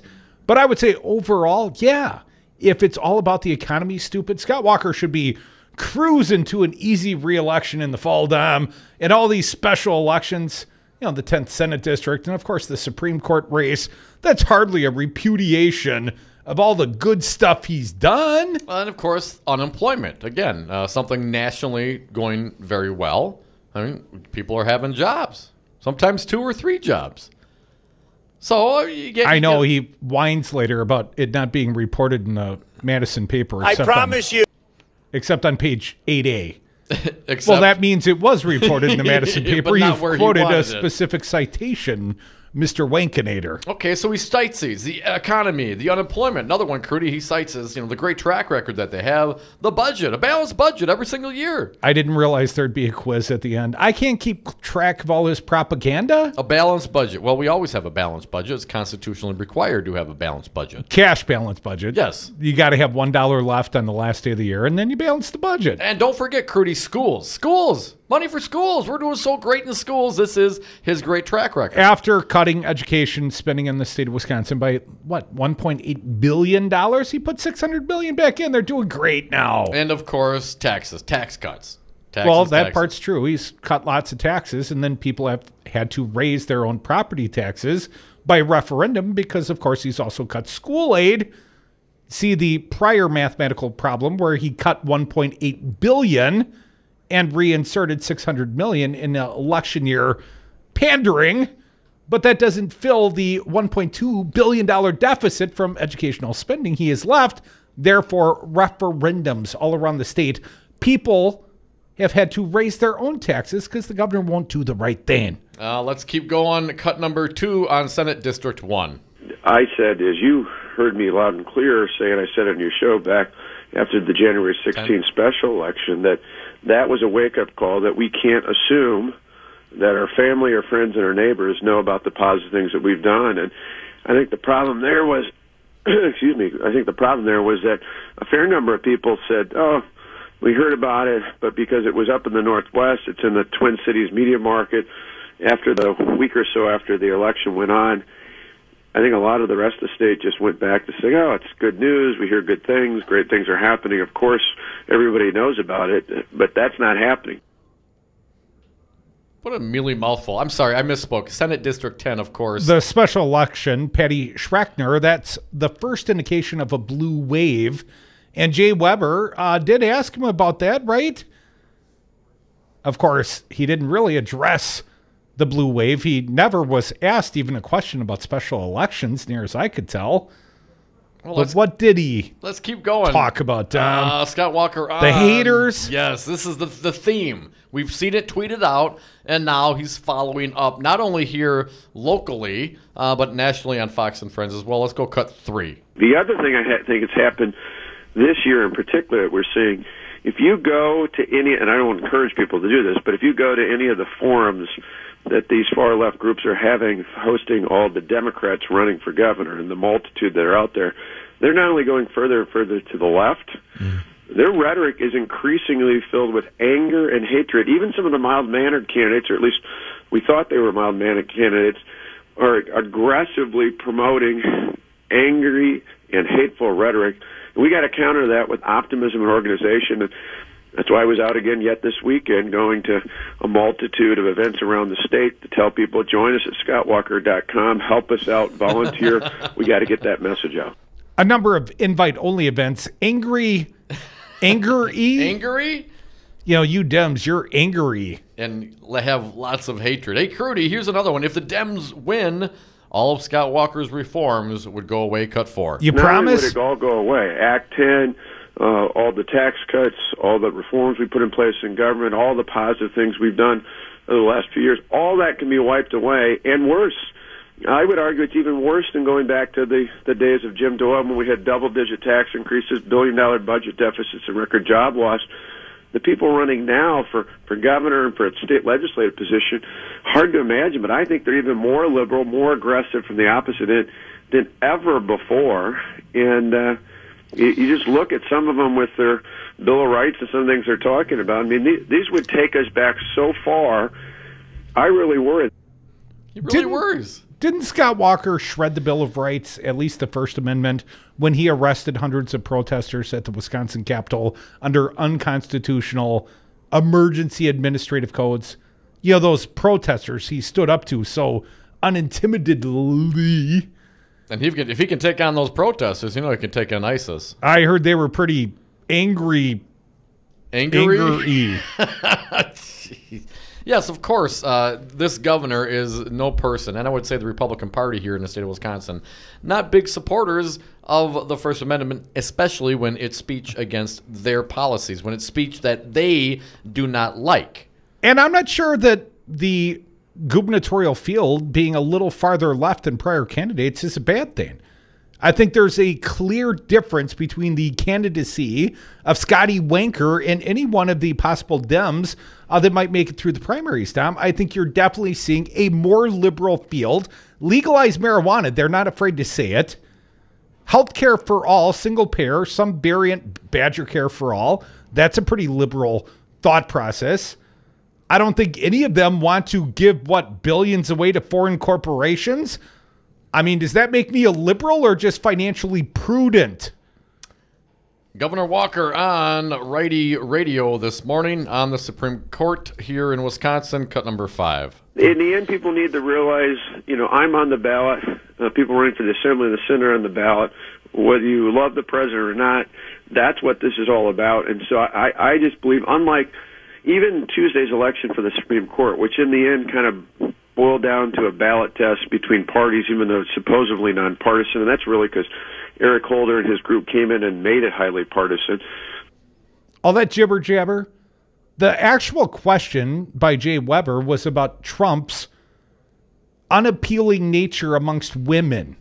That was the nature of the question asked of Scott Walker, and the mealy-mouthed Supreme Court partisan had nothing to do with the question he was being asked. Yeah, but he had something to say. And what about the host? What about, hey, you totally skipped over the question. What about Donald Trump? How do you reconcile? How do you embrace Donald Trump's candidacy as a supposed conservative evangelical? Wow. How do you give him a mulligan? Maybe a little follow-up, Jay Weber. Listen to Resistance Radio. We'll show you how it's done. And, of course, his response, not even addressing the question, as you mentioned, Crudy, but he brings up the partisan nature of Holder's group getting involved. And I would think to myself, well, Governor Walker, the Wisconsin Republican Party, donated hundreds of thousands of dollars directly to Skrunnick's campaign. Biggest single donor. Isn't that partisan, sir? Is it okay for you and your crew, but not for outside groups? It wasn't even the Dem Party, and we know how much you love those outside groups, Governor Walker. If I understand correctly, the Dem Party gave like $6,000 in in-kind contributions. Yeah. That's not nearly partisan enough. Yeah. Of course, the Trump question did come up a bit, and it's not Trump. It's all those bad senators, cut 6. What I hear when I go around the state is people who are frustrated. Heck, I'm frustrated, not necessarily with the president, but with the Senate. You know, the House has passed repeal and replace. The president's on track to do that. You get one or two senators, and I should qualify, Ron Johnson's been super trying to help us out with this, but there's a couple U.S. senators on the Republican side who've stalled some of the agenda the president and others ran on. We've got to get beyond that and let people realize, hey, Wisconsin, we're the cure for that. We actually get things done. We get positive things done for the people of Wisconsin. So we need people on the doors, on the phones, helping us out. ScottWalker.com, sign up to help us out today, because this election is going to be tougher, I think, than even the recall election was. And I hope the wake-up call on Tuesday is let's learn from that. Let's not make that mistake going into November 6th. Governor Walker, you are the disease and I'm the cure. Obamacare. Let's not forget, Governor Walker signed a bill, $200 million to, quote-unquote, prop up Obamacare in the state of Wisconsin. He did so not for the benefit of the working poor, but for those that exceed the eligible thresholds for federal subsidies in the Obamacare exchanges. But Scott Walker is not really doing that for the people. And let's not forget, on the very same day, Wisconsin's leading with a lawsuit to try and eradicate Obamacare. On the very same day he signed the bill to prop it up. You know, this man's a walking contradiction, Dom. Well, he does say some things consistently. Remember the anger and hatred? Cut 7. I was at one of my many stops this weekend. I was in Door County, and a reporter asked me, because I say that we've got to counter the anger and hatred of the left with optimism and organization. We got a great story to tell. We got to be organized like we've never been organized. She said, well, what examples do you have of that? I said, well, I have many. She said, just go on any of the posts I put on Twitter or Facebook. Exactly to your point. I mean, the stuff that's said. But what's even more amazing to me is not just the threads of the comments. I stopped reading that years ago. It is many of these candidates, many of whom the Democrats running were once upon a time at least seemingly mild-mannered, low-key people who, and again, I'm a big boy, I can handle this. I've put up with years of protests, but you don't expect it from elected officials to call other elected officials morons and idiots and things like that. But I think that's the expectation from those on the left. It's not just how liberal they are. To win that primary, they're going to have to show that they can match the rhetoric of hate and anger. What does he mean? He stood up to those protesters. He's a big boy. He had those protesters arrested unconstitutionally. When he went down to Iowa and a protester held a sign, "Don't let Scott Walker happen to America," something of that effect. Scott Walker tried to yank it out of the guy's hands from the stage. Stood up my ass. I am not intimidated by you, sir. You know that Sturgeon Bay event that he referenced? Apparently about 30 protesters and a jackass showed up. And when I say a jackass, I mean a mule, you know.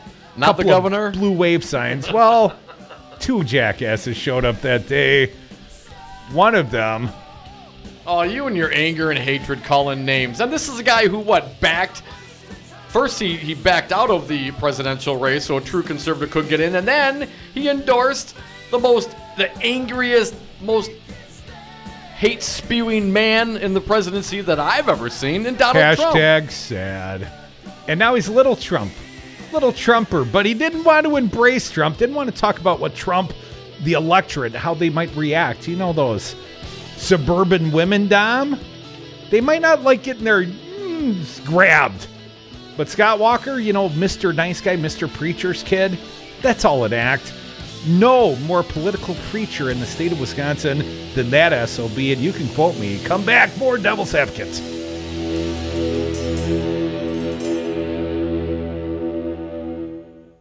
Hi, I'm Crudy. I'm here with Bill Carroll, president of Teamsters Local 344. Bill, why are you union? Teamster strong. Well, Crudy, our strength comes from our membership. The Teamsters are North America's strongest labor union with 1.4 million members. Bill, what does the Teamsters do for the next generation? The same thing that the Teamsters have done for the last 100 years, assisting groups of workers in negotiating improvements in their wages, hours, and working conditions. Where do people go if they want to know more about the Teamsters, more about joining the union? There's 3 easy options. They can call Local 344 at 414-258-4545. They can contact us through our website. That's local344.org. Local, the number is 344.org, or they can contact us through the Local 344 Facebook page. Be union strong. Join Teamsters 344. Be like Crudy. Be like News Talk 1510 AM. Stand with the unions. Join the Teamsters. Local344.org. Hello, I'm State Senator LaTanya Johnson. Making sure Wisconsin residents continue to have equal and fair access to voting is very important to me. Here are some key things you should know. Wisconsin requires a photo ID, and chances are you already have what you need to vote. A Wisconsin DMV-issued driver's license. You can use this even if it's revoked or suspended. A Wisconsin DMV-issued identification card. A military ID issued by the U.S. Uniformed Services, or a U.S. passport book or card. You can use these items even if they're expired, as long as the expiration date is after the most recent general election held on November 8, 2016. For more information about registering to vote, please visit myvote.wi.gov or call the Wisconsin Election Commission Help Desk at 608-261-2028. We won't be taken for granted. This message was brought to you by WRRD 1510 AM. Crazy e-bike Lenny, where you been? We've been missing your nonsense on this radio station. Come on, Trump is all the nonsense you need. But Crazy Lenny's e-bikes has some real sense. 2017, top-of-the-line, cold standard, 60-mile range e-bikes, liquidation price to $900. 60 miles with both pedal and throttle assist. A $2,000 e-bike for $900. This bike is great. That's crazy. And it's not fake news. Go see my friend Lenny, 6017 Odana Road, Madison. Tell him the Devil's Advocate sent you. Do you love public education? Do you want to support your schools? Then you should support the people who make them work. You should support teachers and their unions. Teachers' working conditions are students' learning conditions, and when the school bell rings, it is crucial that teachers do not check their rights at the door. The ability to organize and advocate around issues that improve the quality of a teacher's workplace will increase opportunities for students and make schools safer for everyone. Stand with teachers, stand with WEAC Region 7. I'm Andy Buck, and I'm proud to be union. Tell me about the underground economy. Well, the underground economy is essentially workers being exploited, and they're being exploited all over the state. They're working for no benefits, no retirement, and if you don't join your brothers and sisters, you don't respect your craft. Andy, why should I hire union? Crudy, you should hire union because you want the job done right the first time. We represent the highest skilled, safety-trained workers in the industries that we represent. Glazers, painters, and drywall finishers. Join us. Painters and Allied Trades, District Council 7. I got to tell you, so when I first moved to Green Bay to play football in '92, I had never been to Wisconsin. But the funniest thing I thought, you could not buy hamburger patties without a dollop of butter on them. Folks, just so you know, if you take a little bit of herb butter and put it in the middle of a patty and just kind of mold it around there, you get magic. I have one of my arteries right now. How much did you say you weighed? I'm gaining weight with my thoughts right now. You're $3 bills and some change already, brother. Guns, Butter, Economics, 414 Wisconsin, weekdays 2 to 3 p.m. on Wisconsin's Resistance Radio. The Devil's Advocates, where there's always time for Scott Walker bashing. Hashtag Walker bashing.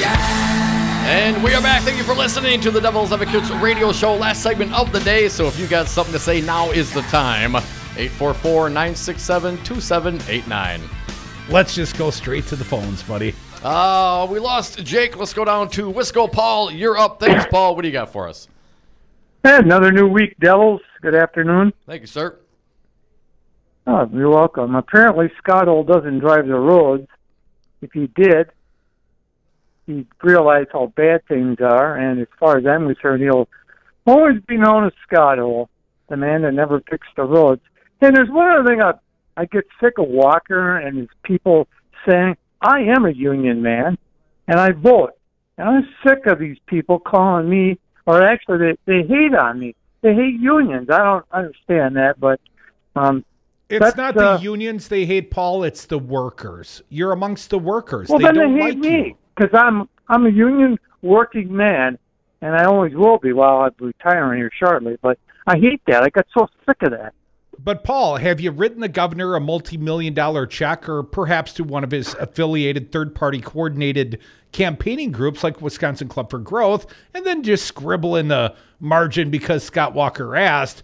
Well, Paul, if you gave the guy, let's start with 10 grand, but, $1 million and above is really more appreciated, then he would like you, sir.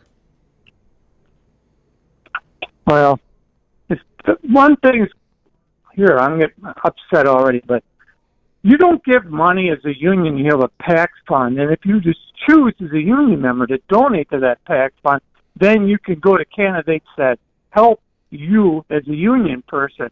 And the union's just not doling out all kinds of money to politicians like they talk on the radio and these ads. That's BS. That does not happen. I'm sick of these lies about union people, to be quite honest with you. I'm really sick of it. I spent my whole life being a union member, and I'm just fed up. It just drives me crazy. Union thugs and all this other stuff. It's just, oh, man. All right, Paul, thanks for the call. Way to start the week off, huh? Let's go, Paul. Hey, it only gets better. Thanks, man. He hates you for being a worker bee, for, being amongst the masses. The dirty masses, the disheveled masses. This man that's not qualified for any private sector job this side of a Piggly Wiggly, he judged the others down. And we apologize, Piggly Wiggly. Let's get another one in here. Pizza I'm Box, sure Mike. Piggly Wiggly's a fine institution as long as Scott Walker doesn't work there. What's up, Mike? How you doing, man? Hey, man, don't be so bummed out. Hey, Walker did a pretty good job of describing Trump protesters. Sounded like with all that hatred and stuff like that, maybe they don't like Walker much either. I don't know. Anger and hatred. But Anger and hatred. Hey, you guys like beer. I think you should find a new microbrewer in Wisconsin, and I think we got a name for that beer already. Muller Time. Nice. That is a clever thought, Mike. I can't believe someone hasn't already, sponsored the studio. It's the Devil's Advocates Muller Time Studio right down here on Brady Street. The happy hour brought to you by Muller insert Time. your name here.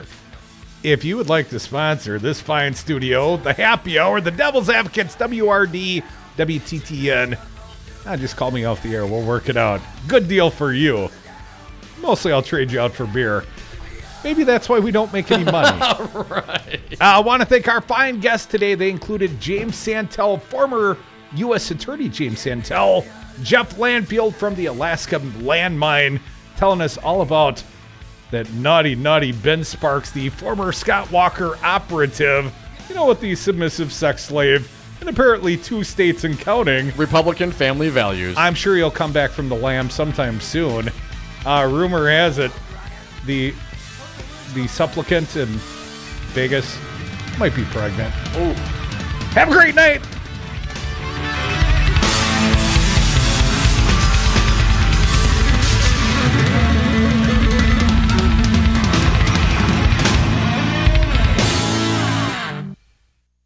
Wisconsin's doing terribly. The roads are a disaster because they don't have any money to rebuild them. They're borrowing money like crazy.